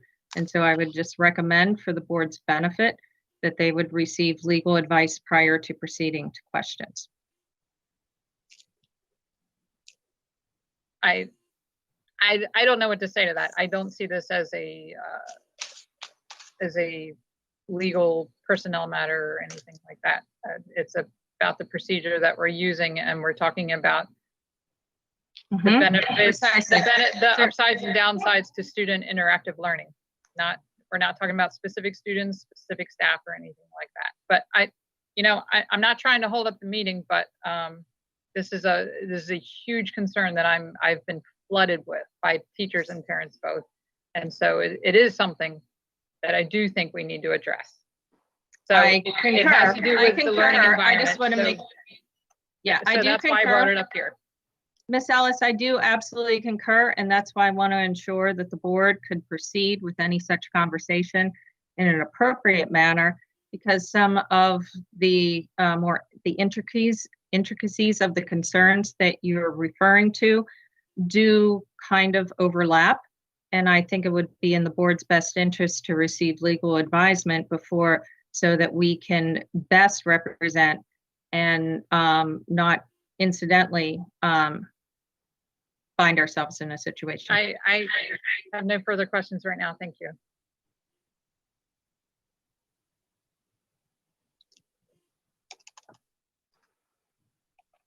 Am I up? I hope. Mrs. Corkadell, would you like me to proceed?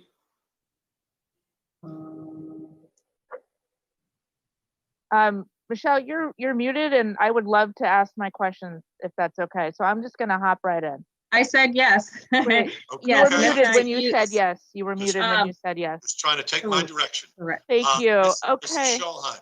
Thank you. I would first like to echo some previous comments about the first week. I'm going to talk specifically about my own experiences with my child, and it's been wonderful. And I'm so grateful to all the staff at Folger, as I usually am, and as I praise often. And that success couldn't have happened without the wonderful people, some of whom are on this call, yourself included, Dr. Arlato, Dr. McMahon, Ms. Jackson. The list is long. All the usual suspects, and I mean that really lovingly. So I just wanted to state that it was a little bit of a challenge from a time management perspective, but I think that's a good thing because our children are learning time management with this environment, and they're learning to type on the fly, although we do typingclub.com outside of school, which is free, by the way, typingclub.com. Anyway, to learn how to type, but it's it's just been a wonderful experience. So I wanted to say that first. I wrote down some other items. I am really glad that you're looking at athletics. I know that's very important for this county. I do think the optic might be from the band people, the dance and the theater people, that you're sort of talking to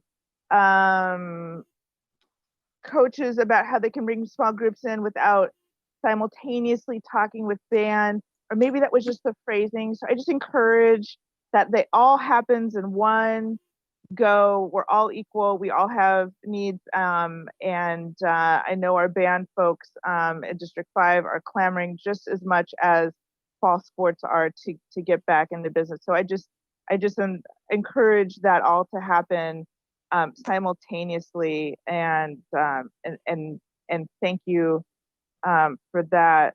I wanted to piggyback on what Mr. Leib and some of the others had stated about, and Ms. Ellis specifically, about addressing specific teacher concerns. And I wondered if it wouldn't be appropriate to send out another communication of sorts that says, yes, we have masks. Yes, we have this. Yes, we're going to have this. Yes, these are going to be set up, and the hand sanitizing stations, just because I know those concerns are out there. And it's like driving the Titanic down Ritchie Highway. You can't hit everyone with that communication you can, but it's hard to connect with everyone on that level because this is a far-reaching concern.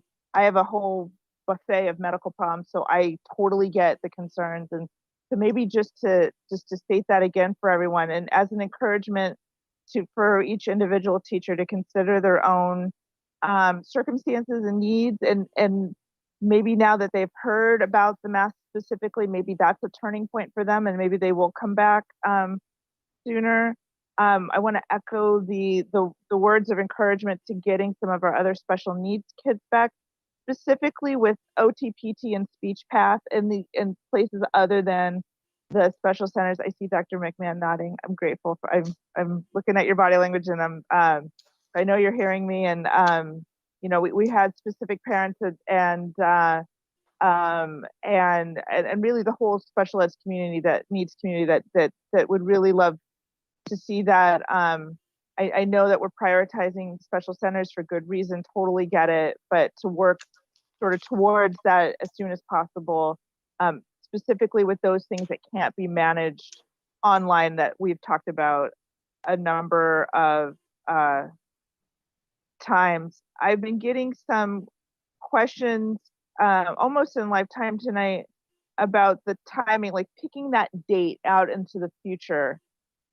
And I guess this is just a suggestion. Of course, I'm like everyone else. I want to go back when it's safe. When it's safe to go back. We can't talk about a pandemic that is ongoing in the past tense. It does not make sense. We need to get past the pandemic to make it past tense. And so when we're picking this date into the future, just to be mindful that when people read the plan, and even though it was a worst case scenario to go to the end of the semester, that picking that date that might be previous to the end of the semester might give some parents real cause for concern from a planning perspective. And so I guess I just wondered about what kind of communications would go out about that and what the lead time would be, just so parents can adjust. We've had a lot of I don't know, 2020 has been a hot mess. So can you maybe address that briefly for me? Like how much lead time will we have between picking that magical, wonderful date and so we can accommodate for the planning that will have to ensue, especially at our elementary school levels with regards to childcare and the rest of it? Oh, you're muted. Sorry. I'm so sorry. Sorry. That's so dependent on our work with the Department of Health, Mrs. Schalheim, but the bottom line is I want to give everybody as much time as possible, right? I don't want to say when the number's right, we're going to open schools in 2 weeks, because that doesn't give everybody the timing, right? And every day that you don't hit that case rate number, it keeps moving, if that makes sense. So I feel better to choose something down the road, right? And that way everybody can focus on that. We can settle into online learning in the meantime, while in the background, we can do the planning to make that happen. Parents can be doing the planning, staff can be doing the planning for their own families, and we can be doing the planning because we've been talking about the hybrid model at the elementary school level, but this is not going to be easy. No. It's not an easy shift. There are so many variables involved. But I want to pick that, I want to say a month and a half from now, right? Down the road, not 2 weeks from now, but a month and a half. And I'm making that up. But to your point, I think that serves everybody better because we can settle into the world we're in now and then target the planning for that future date. That will certainly be dependent upon Dr. Kalyana Raman and his team working with us. And he's of the same mindset right now. He's in a very similar place that we need to pick something down the road and then that be the target. Of course, we know that if there's a spike the week before the target date, that might be off. All bets are off. All bets are off. But I think that gives everybody, and I think sooner rather than later, I'd love to put that out there in the next couple of weeks, that we pick a date in the next couple of weeks and everybody focuses on that date. That's the date Anne Arundel County are going to start to return elementary school students in a hybrid format. Okay. And I appreciate that. And I also appreciate your words about settling in. We are mastering, like I said, a whole bunch of skill sets we didn't even know we knew we needed.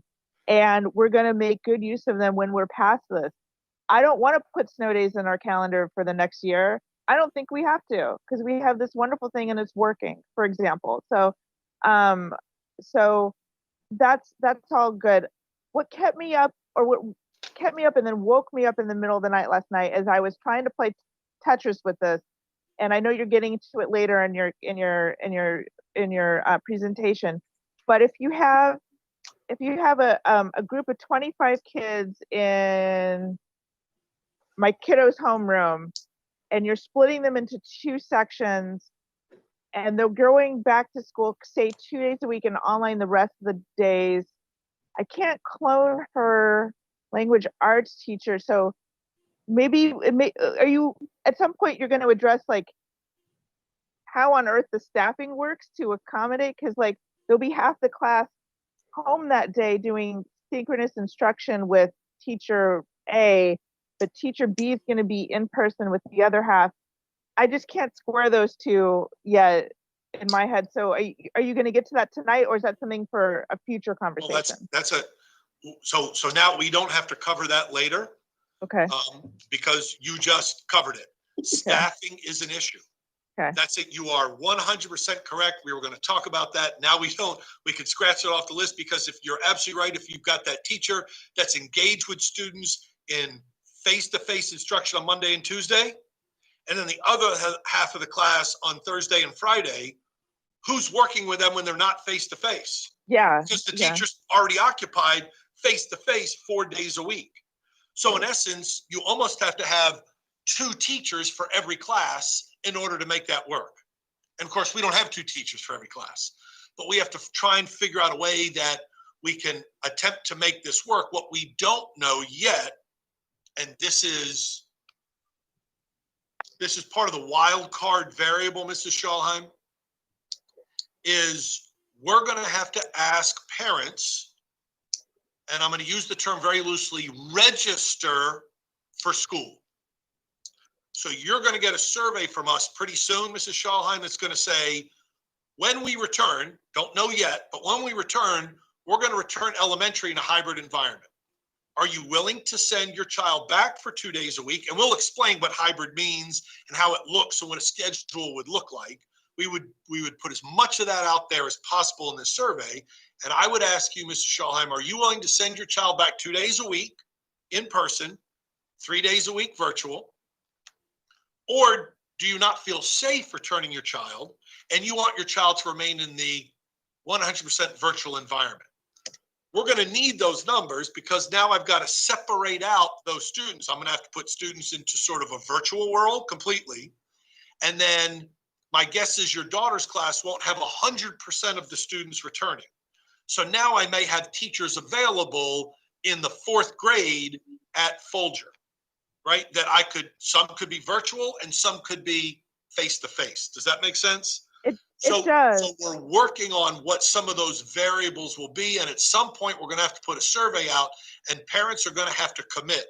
100% virtual, I'm not comfortable sending my child back. We totally get it, and we want to give them that option.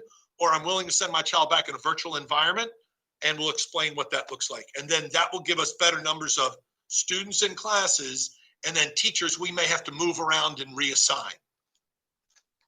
Thank you. Yeah, that makes perfect sense. The other component I know you're thinking about, because it's one of the first things you mention almost every time you're giving a speech, is about the relationships. And so if my daughter, for example, has made a relationship with Miss Torelli and Miss Neely, for example, at Folger, but then with the hybrid coming online, maybe she doesn't have either one of those teachers anymore, then we're kind of starting from scratch in a way, because more, and not to say we can't do it, we're you all are experts at this, but then those relationships with 2 additional teachers are going to have to be made, and then there's the jarring sort of adjustment to that. I know you've thought about that. You are, again, we'll scratch that off our discussion for later. You are 100%. No, I mean, you're 100% correct. There's an example that you just gave that could very well happen. We would, of course, want to target students to their teacher in that face-to-face environment so they could continue building that relationship. But we have limited staffing. Right. And so I don't have 2 teachers for every classroom. And so there will be some movement of staff and students. So they might not have the same teacher in the virtual world or in the hybrid world. Or it could be they have a teacher that they have in face-to-face and a different teacher in the virtual world. So they're building relationships with 2 different teachers, right? Because we're going to have some staff that aren't going to be able to return to the building for their own health concerns, right? Yeah. And therefore, I wouldn't have to schedule them into a face-to-face. I'd schedule them into a 4th grade class in the virtual environment. And now your daughter may have him or her, but it wouldn't be somebody they knew, but they would have to begin to build that relationship. So you are, again, those are exactly the kind of things we are wrestling with. The team is wrestling with right now. And we are far from experts. Got it. But we're trying to learn, and there are a couple of school systems that are beginning to implement the hybrid model now, and we're trying to tap into them to see how's it working? How did you do it? And we can learn from them also. Wonderful. Wonderful. Yeah. I mean, these are the things that wake me up at 2 a.m. at this point. I had a question about, and I don't expect this answer tonight because I know you don't have this in front of you, but you know, there's when all this hit, and, you know, the small private school that's able to be more nimble than we are because they have less kids and they have more space and all that. You know, there's a lot of chatter online about, well, I'm going to pull my student out and we're going to go to private school or we're going to homeschool. At some point, can I guess I'm going to request now, can I get some figures? I know we do our annual enrollment on September 30th. I think we collect all the cards, but I would love to get a sense about what, how many people have jumped ship, how many students have jumped ship, so we can understand from a budgeting perspective, because funding, it affects funding, and then also what that might do to our class sizes and sort of staffing.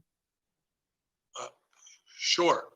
Yeah. Of course, we won't know specifically till the end of September Okay. what those specific numbers are. I won't know students that have gone to private schools necessarily unless they're at the high school level and they've requested a transcript sent. Got it. Otherwise, they could withdraw from us and go anywhere. We have had some students that have withdrawn,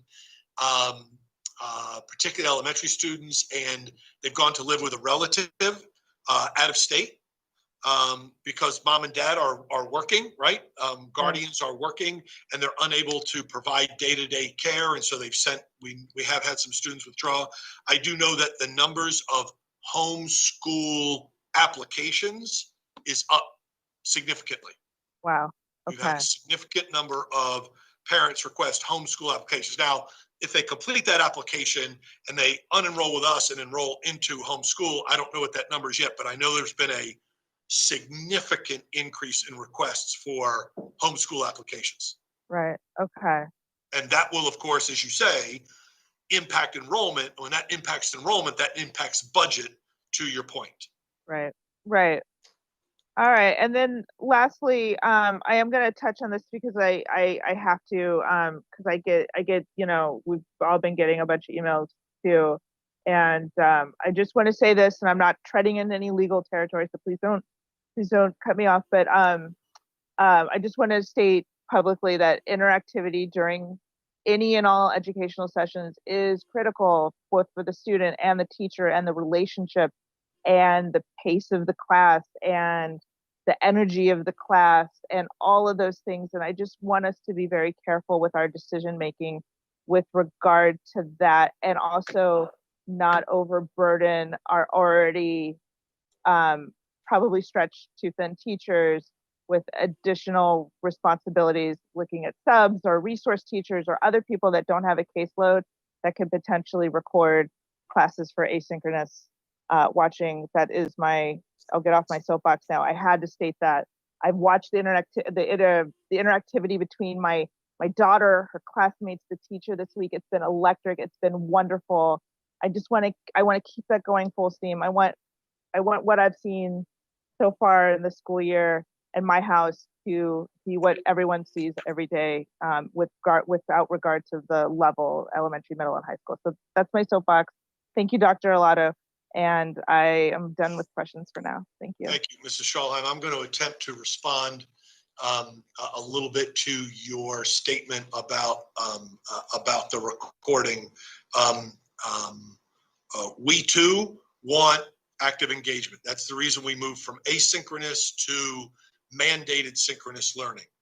That's the reason that teachers work so hard to learn the platform, and they will get better at it each and every day, I'm certain. Just as students will get better at manipulating the computer and moving about the virtual world and going into their counselor's office and then the art teacher's room and all those things. We have thought very, very carefully about the processes that we've put in place across the board in this virtual environment. We are far from perfect, and I've continued to thank people for their patience and grace as we listen to parents, students, teachers, staff, so that we can learn these processes better and then make changes as necessary. I think there is a misunderstanding about the options that have been put forward in terms of recording that a teacher is to turn off mics and cameras and teach a full lesson with students in the dark. And I'm using that in quotes, because that's not the case. In fact, that's not how those options were built. So I want to clarify that for parents and teachers.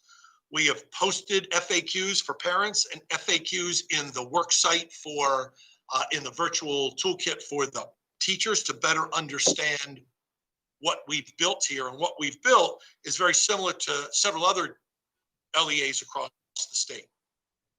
First and foremost, we want cameras and mics on and teachers teaching and everybody's engaged. And that's what we know is going to work best. You have seen it. I appreciate you saying that several times. This is Schalheim this evening. So the default model is the overwhelming majority of students have permission to have their mics and cameras on.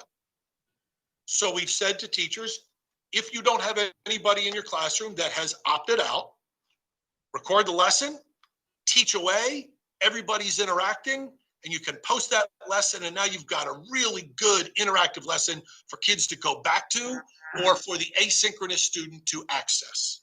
That's the default model, because the overwhelming majority of parents have agreed. It's a small percentage that have said no. The majority have said yes. So I don't want to throw that option out and say never record when you could possibly have a class where it is a non-issue. If in fact you do have a student that that their parents have requested and they have a right to do so, that they not be recorded, then we've asked the teachers to move to one of two options. Both options involve live interaction, synchronous interaction with students and their teacher. In the first one, option one, the teacher would begin the lesson with the students by muting all of the students and putting the spotlight on them. They can do that within the Google Classroom. When that occurs, the spotlight on them and their teacher and their students' microphones are muted, then the teacher does an introduction to the lesson. Here's the agenda. Here are the objectives of the day. This is how I know you're going to reach those objectives. Possibly here's the homework that we're going to go over at the end of the day, or that I will assign. And that could take 5-7 minutes, maybe 10. And then the teacher turns off the recording and opens up the classroom for the remainder of the hour or 40 minutes or whatever time is left, whatever the time is.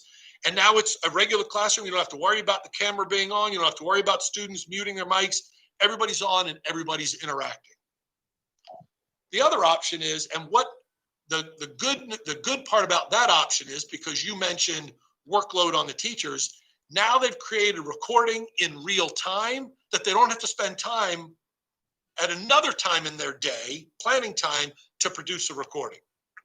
If the teacher chooses not to record themselves live and only them, then they can record a lesson separately that, again, it's just an introduction to the lesson. It's just an introduction to the lesson. It's the key parts to the lesson.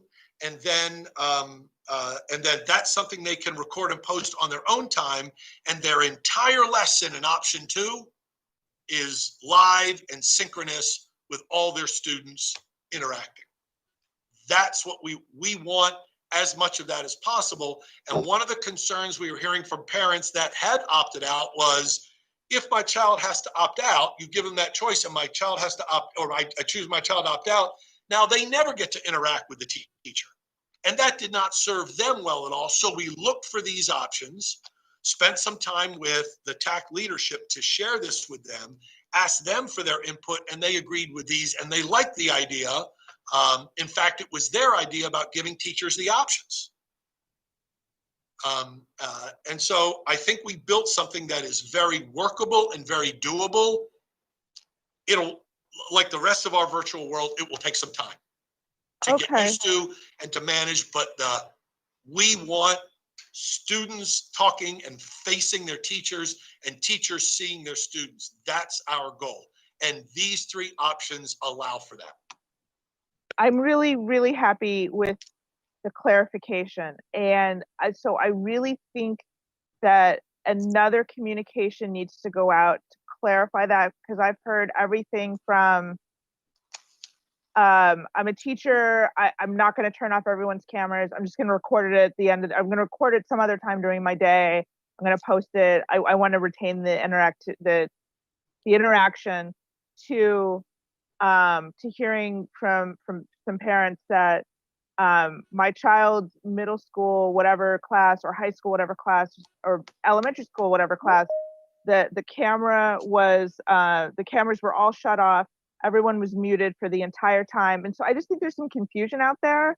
And so just to prevent this from turning from like a minor confusion, because you were able to express this in a way to me in 10 minutes or 5 minutes or whatever it was, that clears up my misunderstandings about this.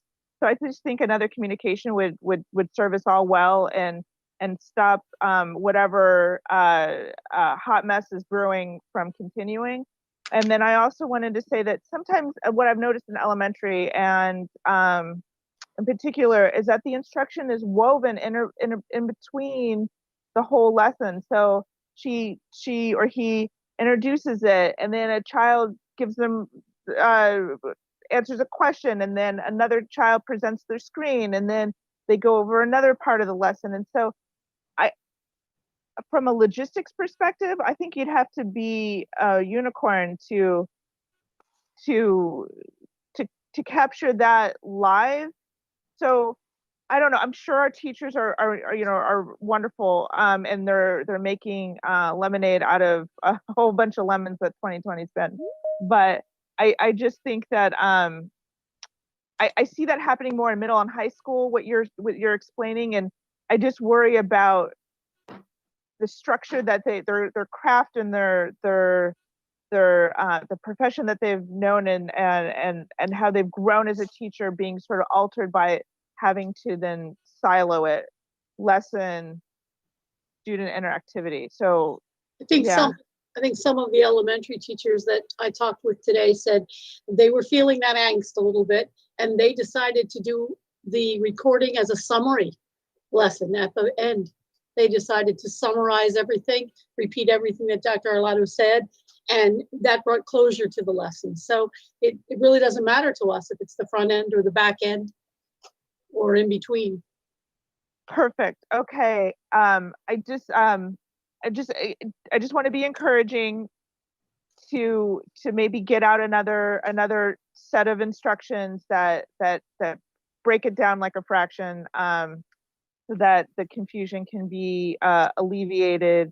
I know it was a little jarring to receive some of that over the weekend, that we all received for a variety of reasons. And so I think there was a panic, and now that we've had this session that I know is being broadcast, and people can see it if they're watching, but for all those teachers that are with their families and have not seen it, another communication I think would be warranted. And thank you for explaining it. Really appreciate it.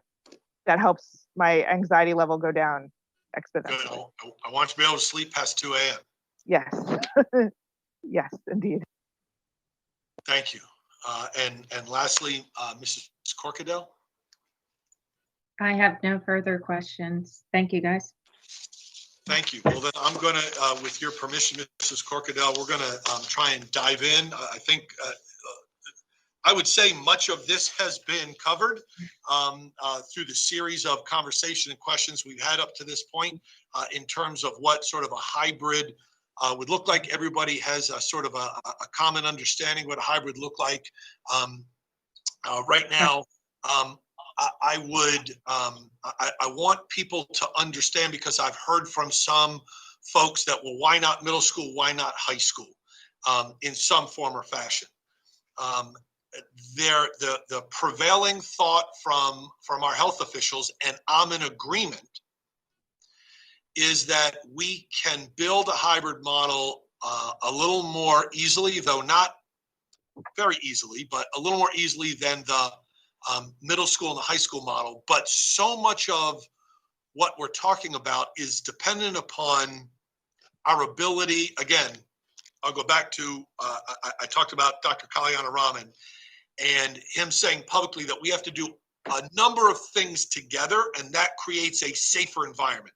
Masks, and social distancing, and hand washing, and not being in public congregate areas, and all those things. If you put all those things together, you have a stronger health plan, safety plan for those in a school building. When you bring students back into the building, an added safety feature is cohorting. And so it is much easier, excuse me, excuse me, excuse me. It is much easier to cohort elementary school students. And as Dr. Kalyana Raman says in our meetings, he views schools in 3 categories: elementary, middle, and high school, as we do. An elementary cohort is a classroom.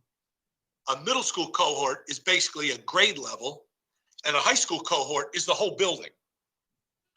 So if and when there is a positive test of a student or staff member, contact tracing and isolation can be done much more easily with our youngest students, meaning because we've been able to cohort them. We can travel them about the building in a cohort. They can eat lunch in the classroom as a cohort.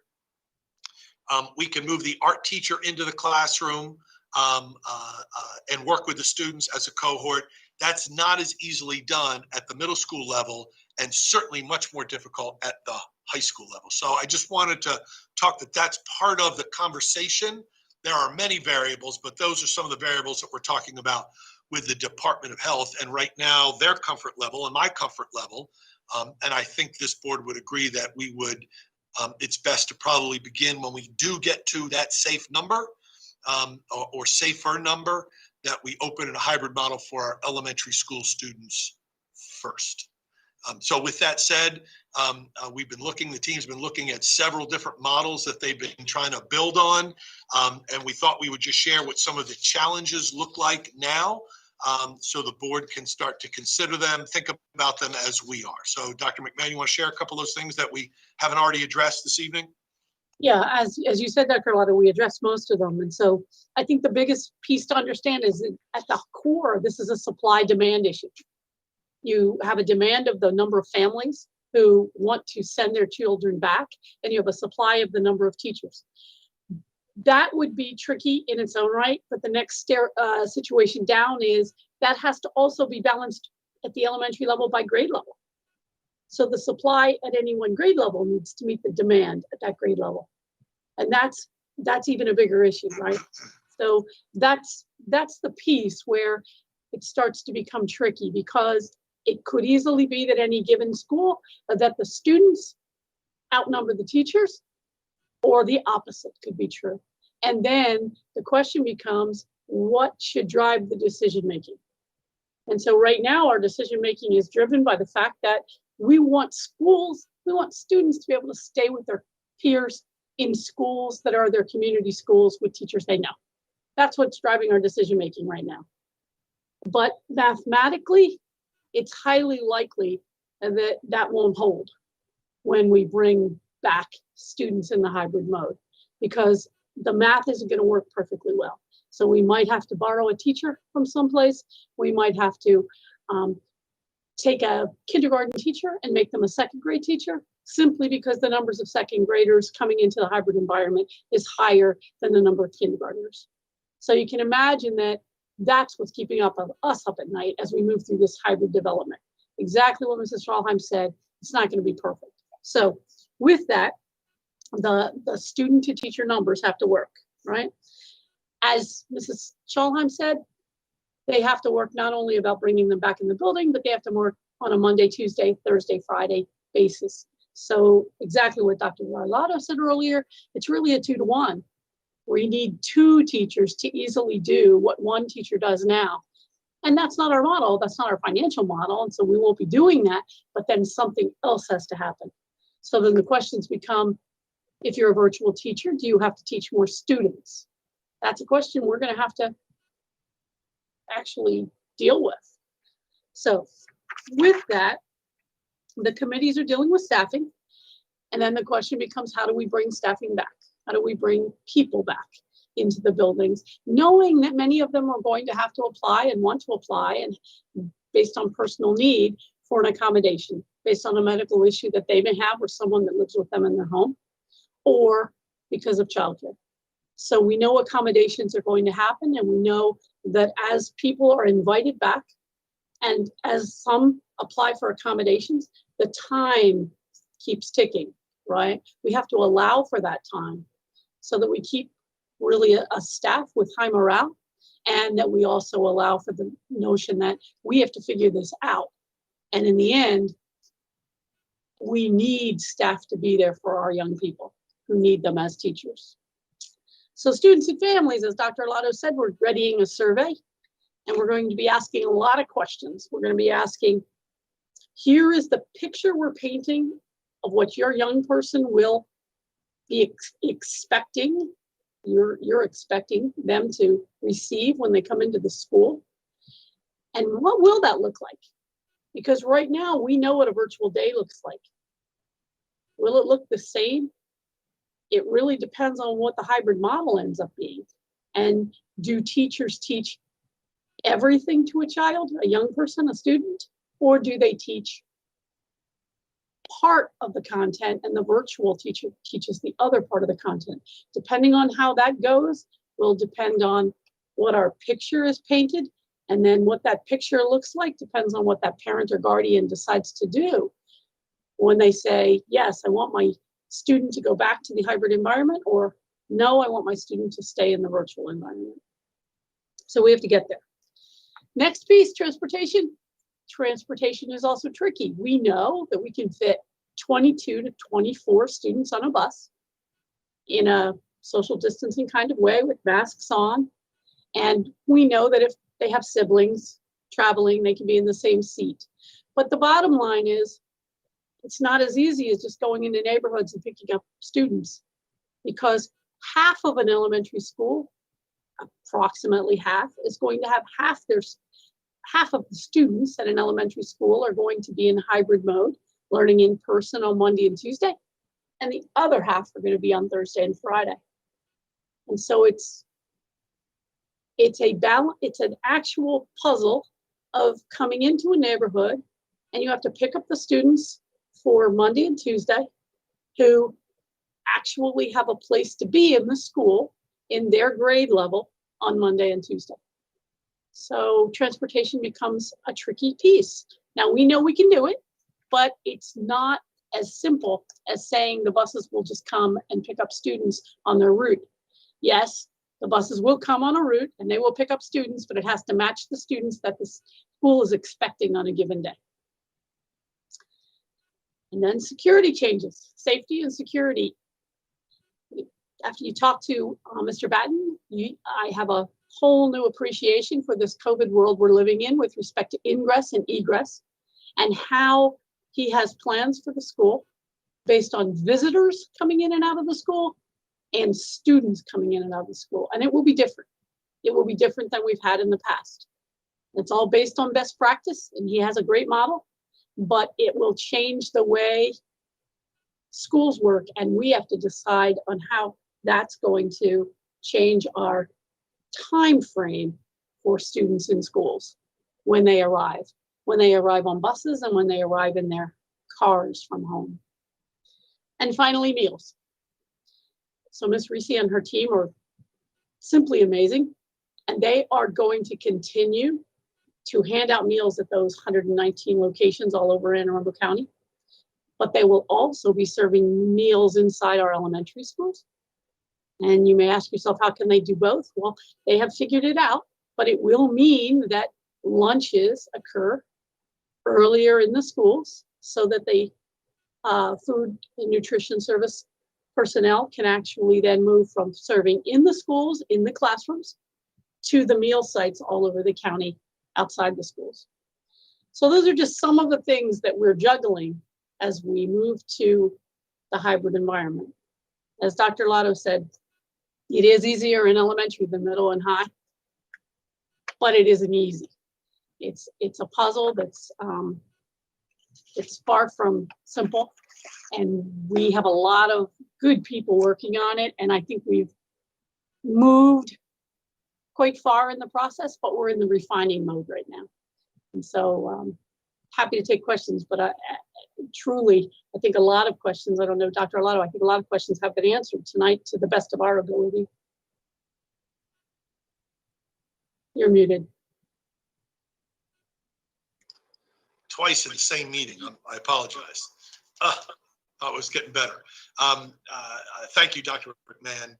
Thank you for all the work. I just pulled up the participant list, and if there are questions and board members want to raise their hand, you'll come up in order, and I'm glad to call on you to ask your questions.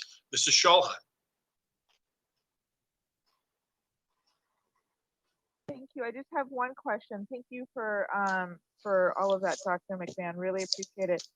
Can you just tell me what the number of students, what the limits are with today's numbers and today's executive orders, what have you? So if you have a class of 25, would we have to split that class into two? Because the other thing you could do is, at least in one model is you have 4 third grade teachers and they split into 2 teams. So could you have 2 classes come on Monday and Tuesday and 2 classes come on Thursday and Friday, or is that still too many children? About right now, we're looking at between 9 and 13 students in a classroom, and it really just depends on the size of the classroom. Because you also need a location for a teacher and oftentimes a TA in that same classroom. So you're talking about 9 to 13 students and 2 adults at least. Wow. Okay. So you really would have to, I was just trying to solve the Tetris staffing issue. And so no, we can't have 25 kids in a class, even if we have half the students in a building. It's still, for the foreseeable future, it really is splitting a singular class into 2 and having to clone teachers. Got it. Correct. We have to work towards the continued CDC recommendation, as well as the Maryland State Department of Education, and the Maryland Department of Health's recommendation, which is as close to 6 feet as possible, right? They're not mandating it must be 6 feet. They're saying measure out 6 feet and get that number of students in as close to 6 feet. Could be 5, could be 6.5, but as close to 6 feet as possible is the distancing that we would have to try and work with. Wow. Okay. All right. That's my only question at this point, because I think we covered it before, but thank you so much. Yes, ma'am. Thank you. Mrs. Ellis. Thank you. I can greatly appreciate, yes, the massive game of Tetris that you are playing here. I have a couple questions. First of all, I have a college student who is in a hybrid class who, on his online day, he's participating in the class live as it's happening in the classroom. In other words, that kind of solves the extra staffing issue. Is that a possibility? And I can imagine for elementary school, it can be pretty tough for a teacher to juggle, but maybe a TA in there to help juggle that. Is that something that could possibly happen? So it's a great question. We're looking at it. We have the technology. We have the technology available right now that allows for us to do something like what you're talking about. The challenge at the elementary level is you want the students at home to be able to be interactive along with the students in the classroom, and therein lies the problem. You can have them viewing, but it's very difficult to have them engaged because the actual technology follows the teacher around. And the reason we bring the teacher into the classroom and the students into the classroom is to have them engaged. And so it's harder for in the college classroom, the students really on the outside in their asynchronous day, they're kind of watching, they're viewing, and they're not necessarily as interactive as what we want our elementary students to be. So it's a tricky answer to your question. The answer is yes, we can do it. We don't know if we should do it. And we have a big meeting coming up later this week with about 6 people in it to really look at the technology and decide if it makes sense or not. Thank you for that. And I can imagine it is very tricky. It's actually, my son's class is a philosophy class. It's very discussion based, and they're interacting. Oh, that's great. That's awesome. From his dorm room, he's interacting with the class as it's happening. Did So just throwing it out there that, you know, to Good. explore it. Mrs. Ellis, did your son's school install cameras in the classroom?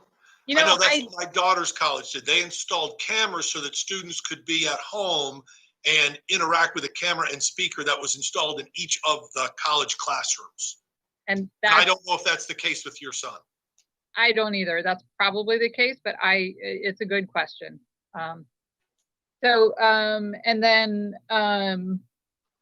Dr. Arlotto, now we've sort of alluded to throughout the evening setting a target, and you mentioned all of us in this together a few times now.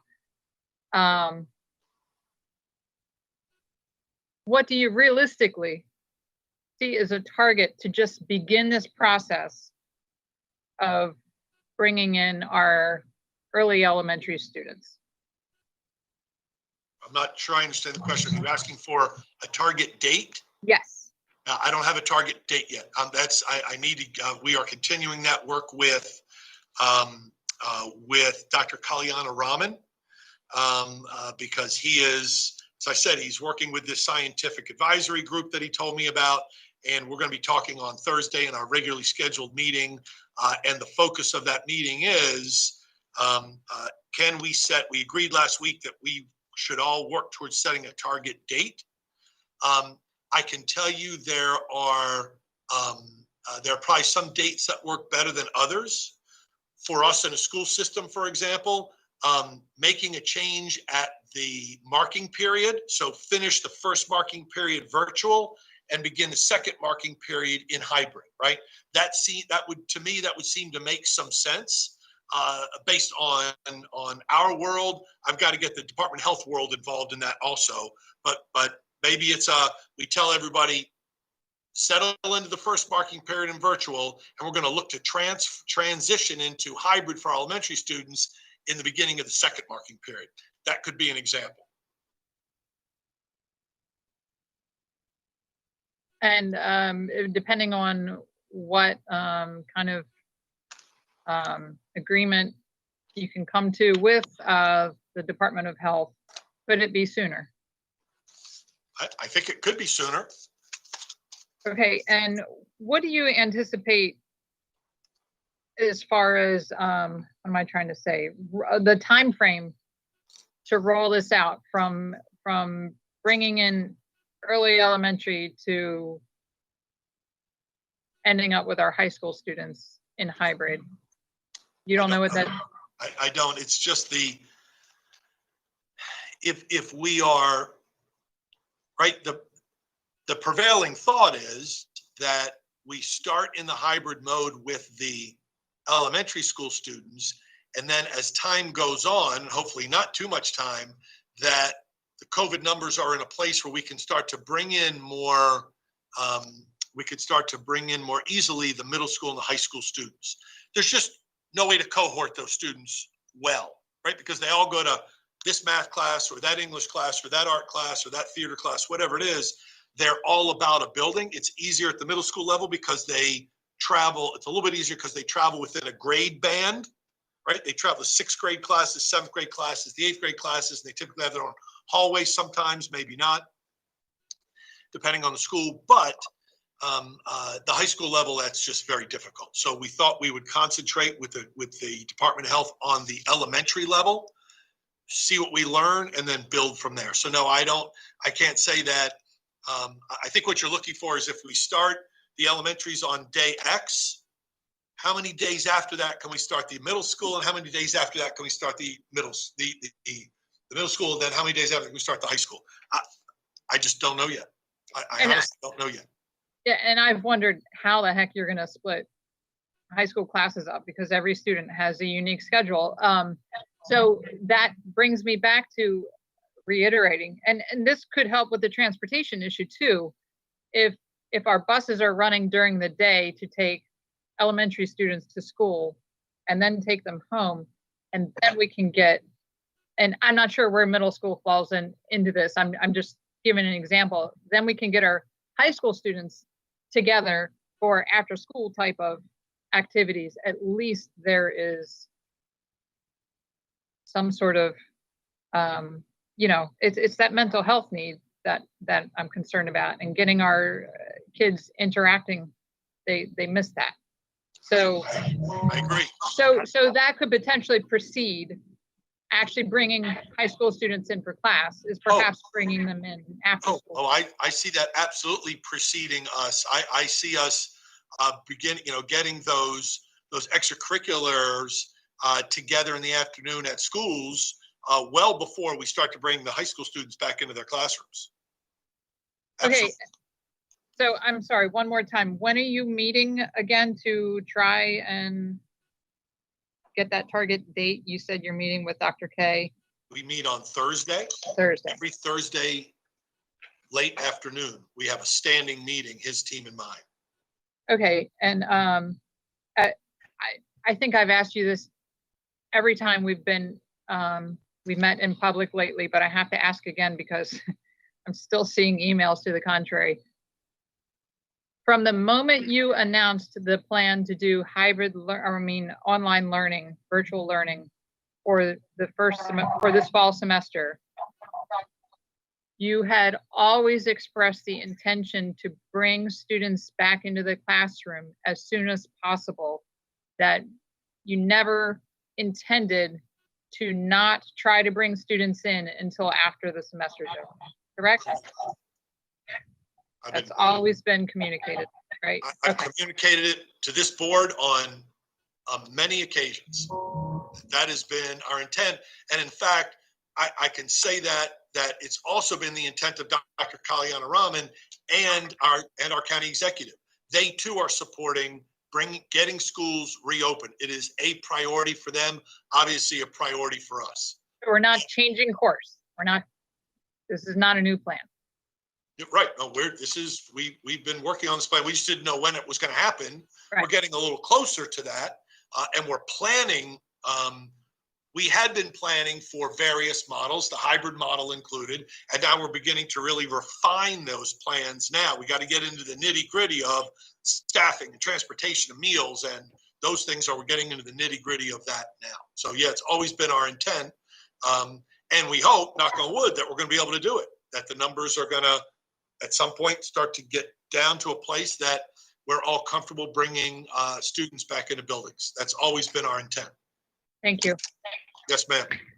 Dr. Arlotta. Yes.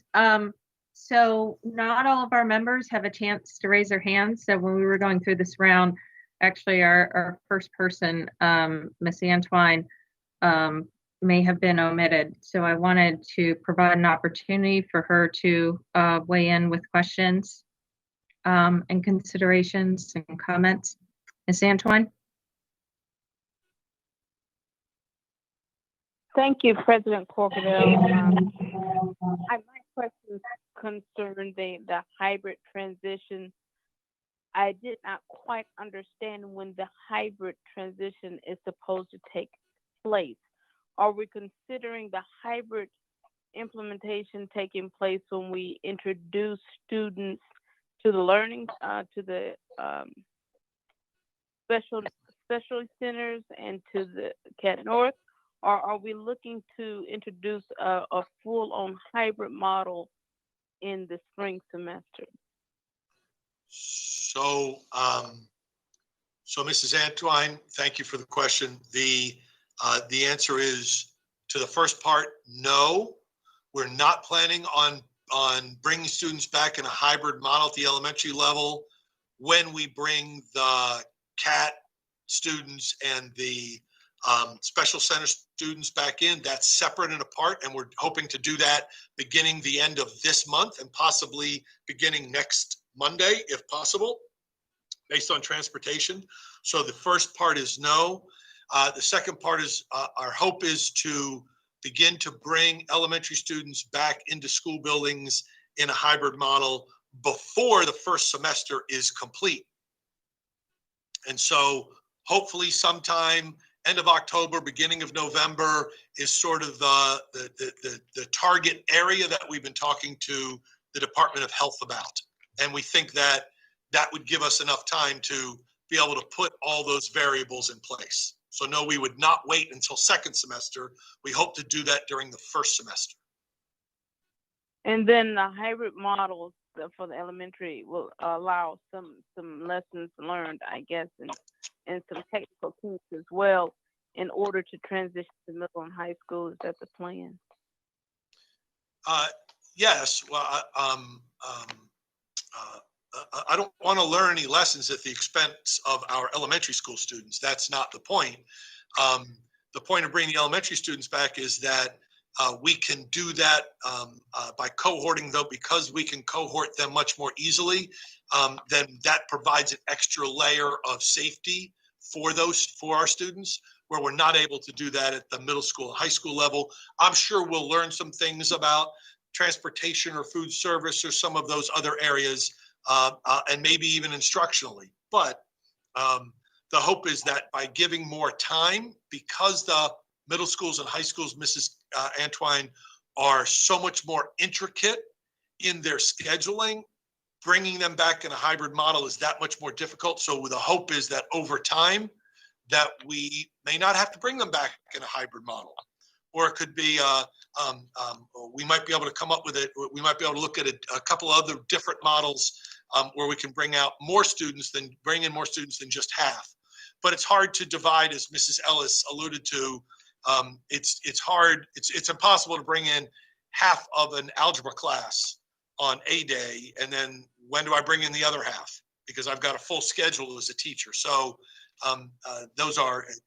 there are many more issues related at the secondary level, but we hope that over time the COVID numbers are dropping, and that we'll be able to bring those students back. Okay, thank you. And Yes, then ma'am.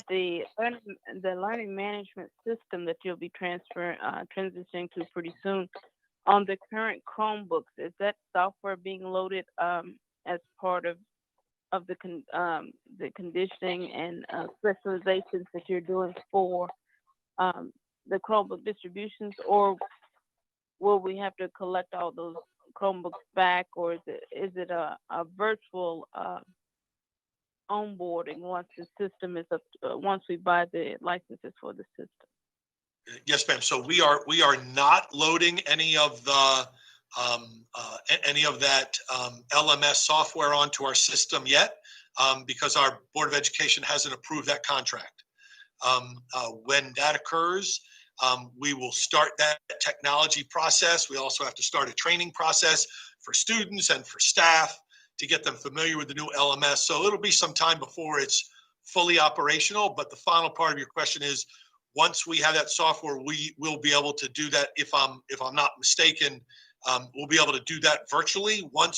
Because the Chromebooks all have the same, we image them, we'll be able to push out updates and be able to push out, I believe, that software. We will not have to recollect those. That can all be done virtually. Okay. So perhaps I missed something. I thought that before the beginning of school, part of some of the contracts did approve included that LMS. So that for me. So concerning the Chromebooks, where are we in terms of all the students, even the one-to-one Chromebooks? I'm sorry, I missed the first part of the question, Mrs. Antwine. You were talking about Chromebooks? Right. So for the Chromebooks in the distribution, where are we in terms of the Chromebook distribution at this point? I know that the target was by the end of October. Are we on track for getting there? We are. So the students in tier 1 and tier 2 students, I think all of those have been distributed to the students that arrived on their day to pick them up. We're reaching back out to them to make sure they know they can still come by their school and pick up their Chromebook. We are still waiting on delivery of several thousand more Chromebooks that we will image and process and barcode.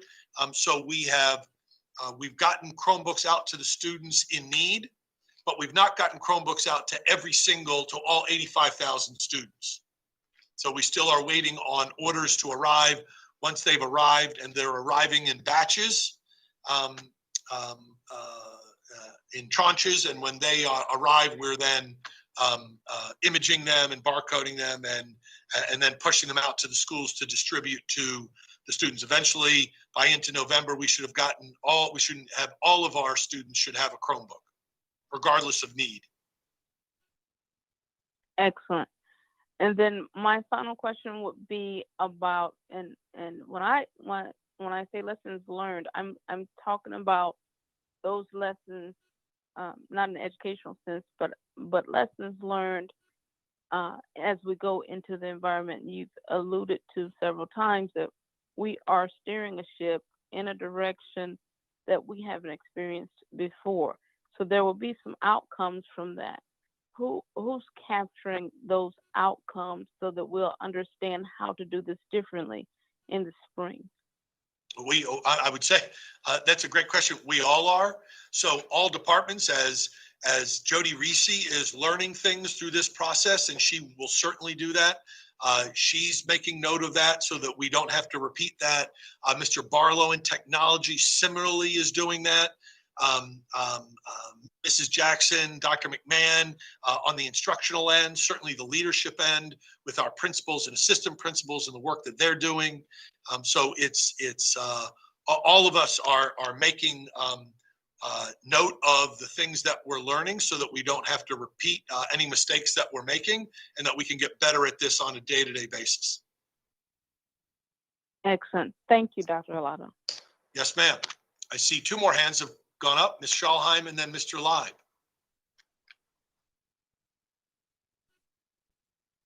Thank you. I had a question about that Ms. Antwine touched on regarding the eventual LMS software. I think it's the software, unless it's a web-based program. But my question is, some students have asked me, well, that's great that we're going to one-on-one technology. I have a laptop I like using. Can I still use my laptop? Can I eventually decline the Chromebook? Things like that. So if someone wants to continue using their own device, even when a Chromebook is still traveling with them back and forth to school, but to do their work at home, how would they have the LMS system on it? Is it something that can be accessed web-based? Yeah, so that's a good question. So first part of, I want to respond to the first part, Mr. Schalheim, which is we're going to distribute that Chromebook like we're going to distribute you a math textbook. If you choose to never open that math textbook, that's on you. I hope that is never the case, but this is our vehicle for ensuring appropriate access to all of our programs, to ensuring access to the right safety and firewalls within our operational setting. And so the Chromebook provides that. If the student and family choose to use their laptop at home because they're just that much more comfortable with it, or it's got a bigger screen or whatever it is, they certainly can do that. So that leads to the second part, which is I'm assuming that the LMS is web-based. Dr. McMahon will know better. She was on the committee. I'm assuming it's web-based, so it's not something that necessarily has to be, while the icon and access be loaded on the Chromebook, someone should be able to access it from their laptop or desktop at home. Am I correct, Dr. McMahon? Oh, you're muted. You're muted. Especially for this year, the whole notion would be you could continue using anything you want. Far into the future, we don't know what the security protocols will look like into the future, right? So it may be that this Chromebook becomes a necessity when you're at school. Right. If you have, it might be a necessity at school. It may be that they can continue to use the device of their choice when they're at home. Got it. So there will be, like you would log on to ClassLink and then log on to Google Classroom. It might be that you can log on to ClassLink on your desktop or your laptop at home and then log on to software package X for Correct. the LMS. All right, perfect. I had that thought in the immediate future, because if someone has a setup that they're comfortable with, like the last thing I want to do is throw like another wrench and be like, nope, okay. So thank you for that. Appreciate it. Yes, ma'am. Mr. Lai. Thank you, Dr. Alato. Bear with me a little bit of history. Back July 26th, board meeting in July. Dr. Kalyana Rama was with us that day. And unless I'm mistaken, we were sort of, he was working on the metrics by which, we would be able to take action in the future. I'll put it that way. At that time, unless I'm mistaken, we were in phase 2. Am I correct? We were in Maryland's phase 2, correct? Maryland's phase 2. And in Maryland's phase 2, technically, quote unquote, we can do hybrid learning in Maryland phase 2, correct? I don't believe so. No. We can bring in small groups of students under phase 2. You're right. I'm wrong. But not hybrid in large numbers inside a building. No, sir. Okay. Well, now we're into September. And I'm still looking, the metrics, at one point in time, we were doing positivity rate. I remember Mrs. Strawline, mentioning that to the last meeting, and at which time she was corrected, not corrected, but pointed out by the health department officer. That's really not the right measurement. The real measurement now is incident rate, which is per 100,000. So that was a change. I just want to have the sense that I know for Anne Arundel County Public Schools, the Anne Arundel County Board of Education, getting our students back into our classrooms is our number one priority. Getting them back in safe is our number one priority. And I get a realization that it is a priority of our county government. But I believe it should be the number one priority of our county government, because it's tied directly to the economic health of our county. That when our students are allowed to be back in school, many of our parents who are being challenged in their work environments will have that opportunity to go back to work, and things just sort of fit together well. And so I'm just saying this publicly because, I just want to have that sense that is the number one priority of our governing forces, of our health department, of our Recs and Parks department, of our county government. And I don't always get that sense. That's just a fact. That's how I see things. That's me personally. So after tonight, I know that you would be positioned to recommend to us a date to bring in hybrid based on how things go Thursday. And it's just a matter of how we're just always left hanging.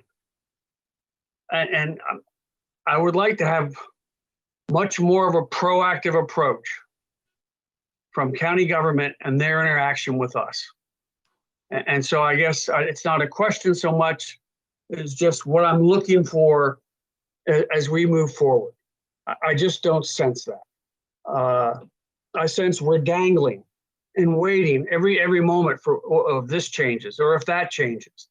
And I realize life changes and facts change, but a certain time in the road, you need to plant a flag in the ground and decide where you're going.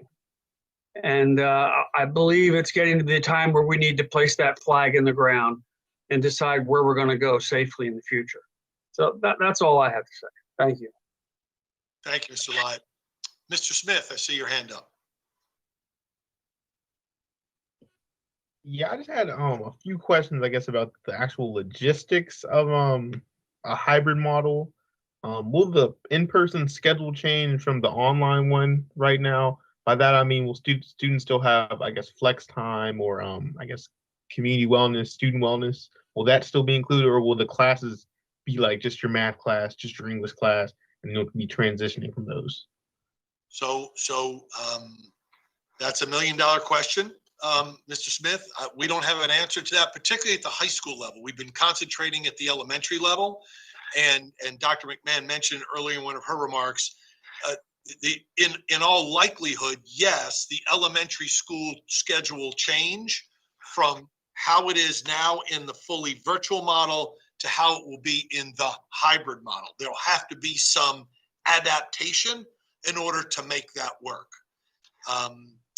We don't yet know about the middle school and the high school model. We just have not gotten that far in the planning. But my crystal ball tells me, as we've had conversations, that the answer is yes. The schedule will have to change.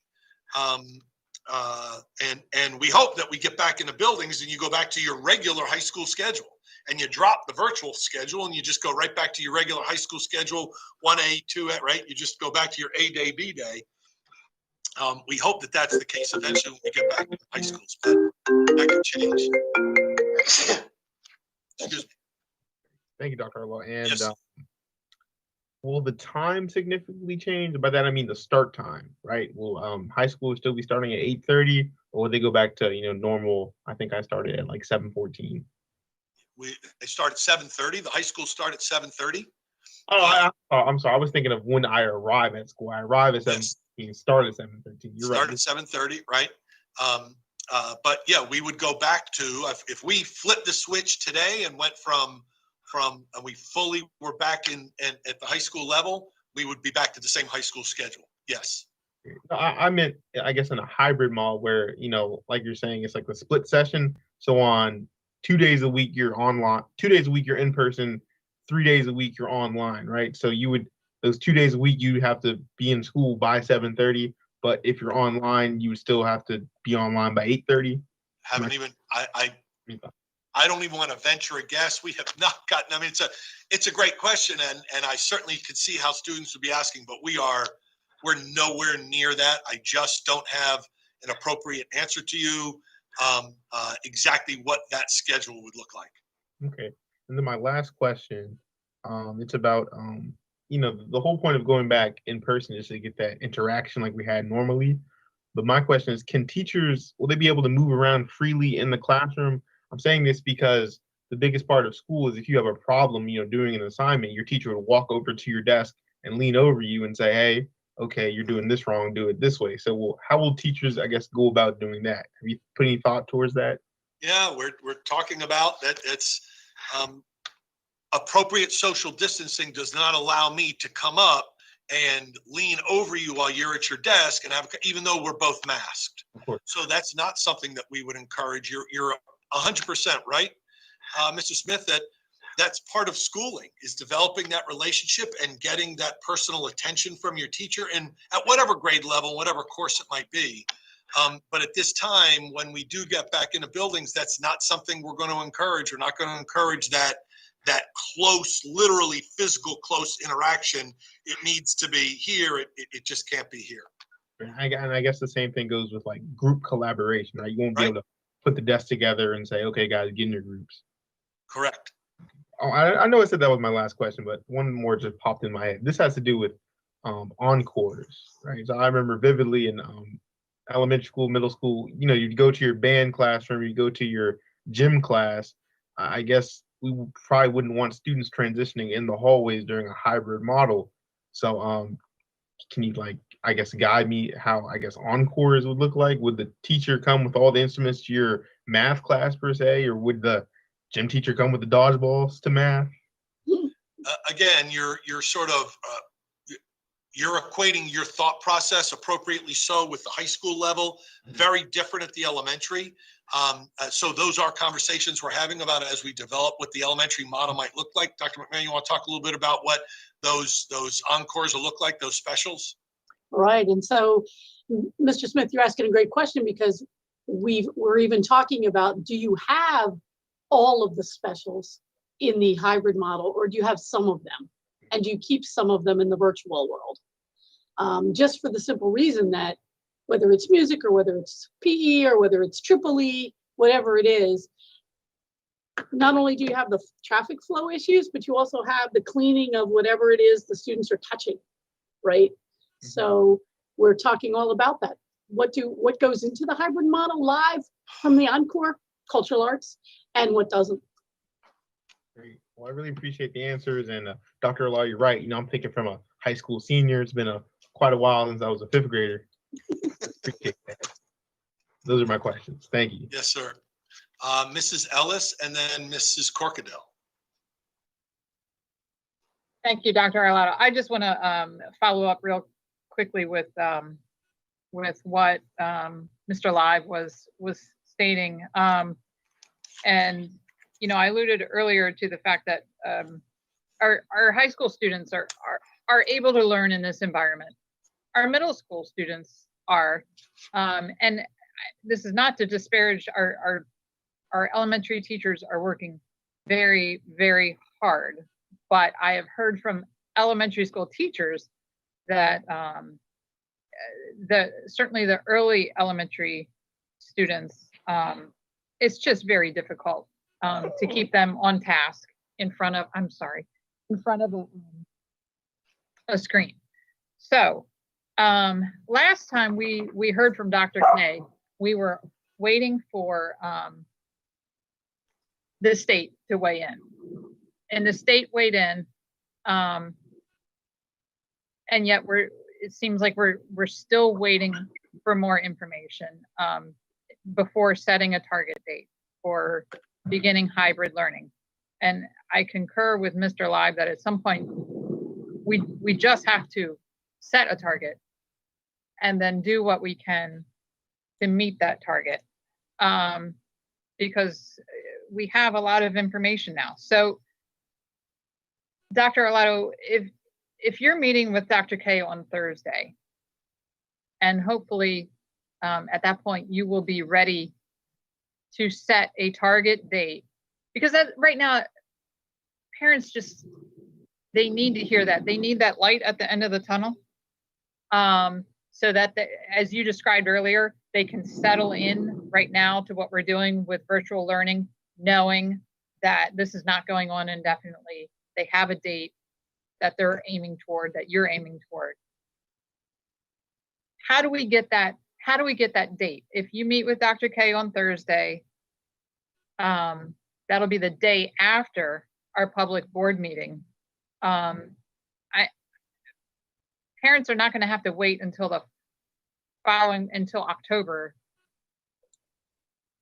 to get that target date. Are they? Will you come up with some announcement? How I'm trying to figure out, how are we getting to that point of making that decision, setting a date, and getting that date out there for everyone to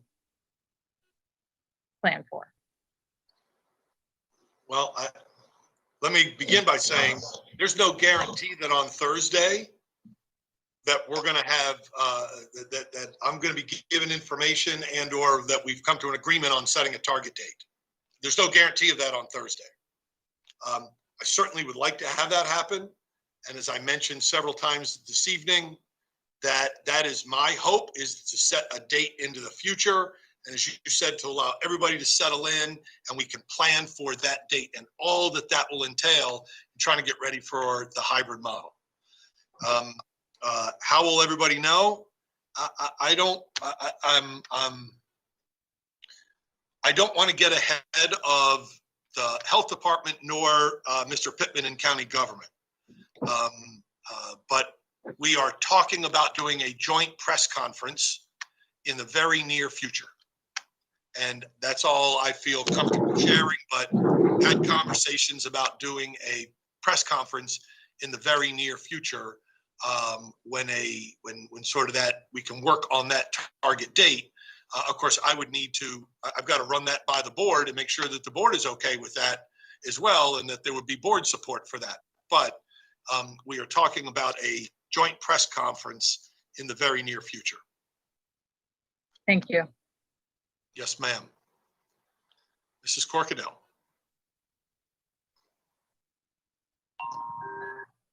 Yes. So I wanted to better understand perhaps the impact it would have on our hard work and effort as it relates to our opportunity gap. So we know that in-person learning is clearly the better approach. And I know that even in the county's recovery, the state's level recovery, there's a lot of discussion on equity. When we received our reopening briefing in August, we received a lot of details on that. Dr. Arlotto, could you and your team just briefly sort of outline perhaps the benefits of some of these discussions as it relates to some of our most vulnerable population, specifically those who are struggling to make sure that they are keeping pace with the majority of folks, hence the opportunity gap as it relates to our vulnerable population. So, I'm not sure that I fully understand the question. So the way the schedules have been built at the elementary, middle, and high school level in the virtual environment, we've tried to build time. We have built time in for the teachers to do some office time or bring back students, invite them back in for on Wednesdays in particular. And then there is flex time at the high school level, but to invite students back in for some additional one-on-one or small group help. So that was purposefully, Dr. McMahon and her team, that was purposely built into the schedule. So there was some outreach, right? Normally you could just sort of grab that student and say, why don't you stay after class or meet me after school? And so without having that brick and mortar opportunity, it was built into the schedule where there is that flex time or there is that time, that office hours or time for teachers to invite students back. Dr. McMahon, you want to add something to that? Right, yeah, spot on, Dr. Arlotto. And the other thing we did is we built in not only the flex time pieces, but also the student wellness pieces and at the middle level, the tools for success, things that teachers would have woven into a classroom and practiced. Now we actually pulled it out and we said, we've got to explicitly teach these tools, these executive functioning tools, planning tools, time management tools, such that then we know they're going to get used in the virtual environment. So whether it's for mental health and the mindfulness pieces that we've put in through our second step program and other things like that, or whether it's actually the academic tools for success or the time, as Dr. Arlotto said, where students can actually get more help, or even the virtual evening tutoring that's going to start in another week. We're excited about all those pieces because they are the closers of the opportunity gap in our minds. So tonight we're talking about the integration of in-person learning. How I'm under the impression that we can be most successful in obtaining the opportunity gaps identified, targeted goals through in-person versus virtual. As we continue to migrate, could we perhaps maybe share some of the benefits that will result in that, just as we had done with special education and our technology advanced students and our English language learners, as it relates to the importance and relevance and how we're going to plan that integration? Because you're absolutely right, Dr. McMahon and Dr. Arlotto, what we have in place for virtual, I'm very comfortable and confident with. But as Ms. Ellis and others have pointed out, understanding what that looks like during our hybrid transition, and how we can maximize and encourage the best opportunities throughout that to make sure that we're prioritizing right. I mean, you guys are doing an outstanding job of that. Us as a board overseeing that and understanding those priorities as it relates to equity, I think would be really great if you guys could share a little bit more on it. So it would be, I guess I would just add to that, Mrs. Corkadell, that when we do get to a hybrid environment, we would think very, very carefully about the 2 days the students are in person. So it wouldn't necessarily be just the academic focus, take advantage of the time, the relationship building, the community circles, the social emotional supports. Those things are best gained when you're in the face-to-face, where you can do some of the other academic things continued virtually. So it wouldn't be just you'd go about your normal day on Monday and Tuesday. We would build a schedule such that we would take advantage of those 2 days of face-to-face of the students with their teachers in that small group. Excuse me. God bless you. Thank you. No, thank you. That makes sense, because I think it's important for us to recognize our bigger obligation too. I know that recovery, as it relates to the county and to the state, that continues in the forefront. So I want to make sure that in the nitty-gritty of all the details we've discussed tonight, that doesn't get kind of lost in the shuffle as its priority. And further to that, I know that the dedication of those committees to ensure that the right feedback and the proper analysis is being conducted is stellar and outstanding. So thank you guys very much. Muted, Dr. Alana. Dr. Alada, I believe you're muted. Third time. Oh, my apologies. It's a Thank charm. Thank you for the opportunity.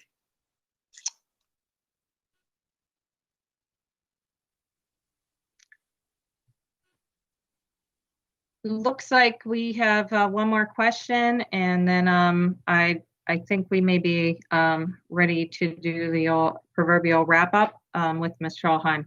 Dr. Alada, if you could. So sorry, I had one more question. Is flex time required on Wednesdays or on any day for middle school? I know that the whole schedule, I mean, it's all required for elementary, and I'm grateful for it. But can you speak to that a little bit? I think there's some confusion out there. So middle school flex time, and also specifically Wednesdays, and what is expected of students at every level during that time. Yes, so you are correct, Ms. Schalheim.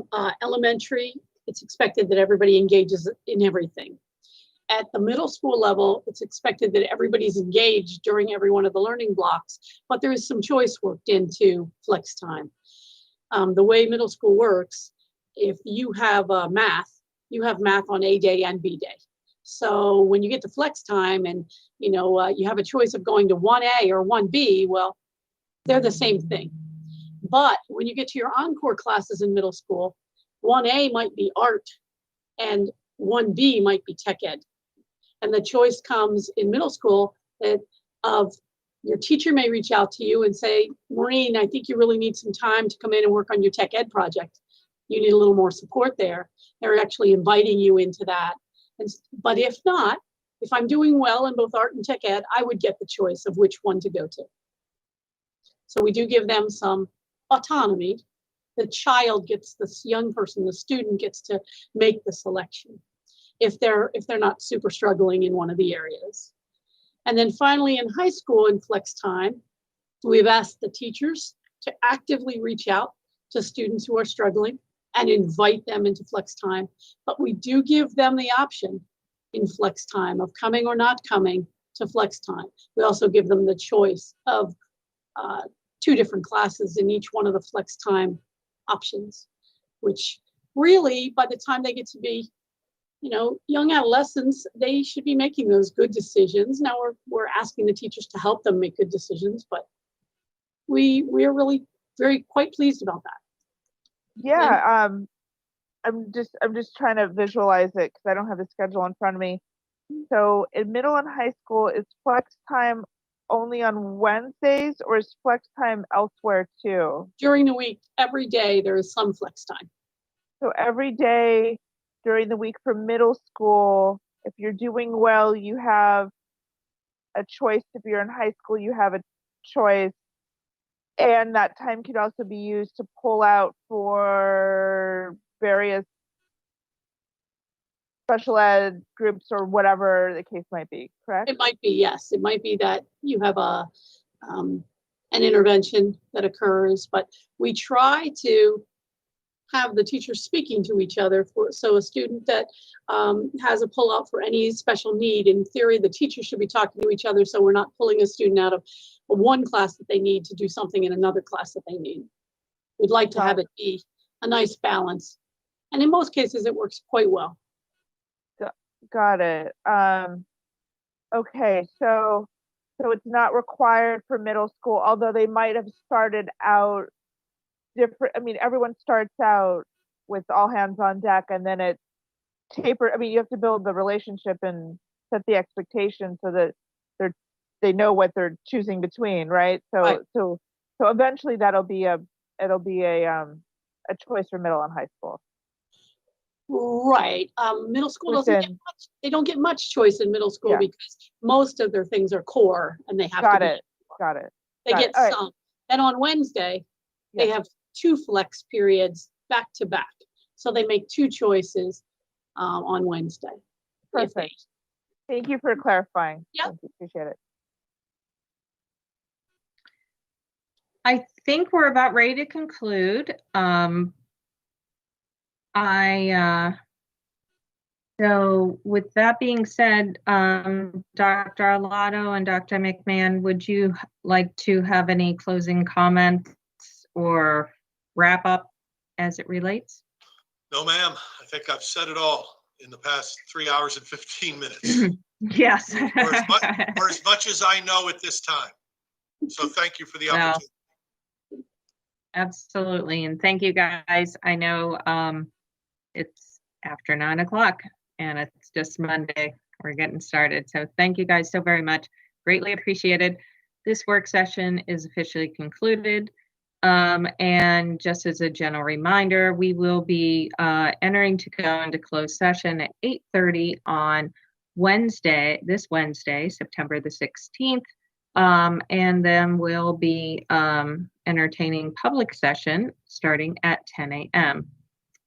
Information details and agenda can be found on our website at www.aacps.org, and information pertaining to submitting public hearing testimony on our capital improvement budget and capital programs budget, as well as other items on the agenda or those not listed are submitted and due by noon tomorrow, and will be provided for on our website, www.aacps.org. Thank you, everyone. Have a great evening. Good night, everyone. Thank you.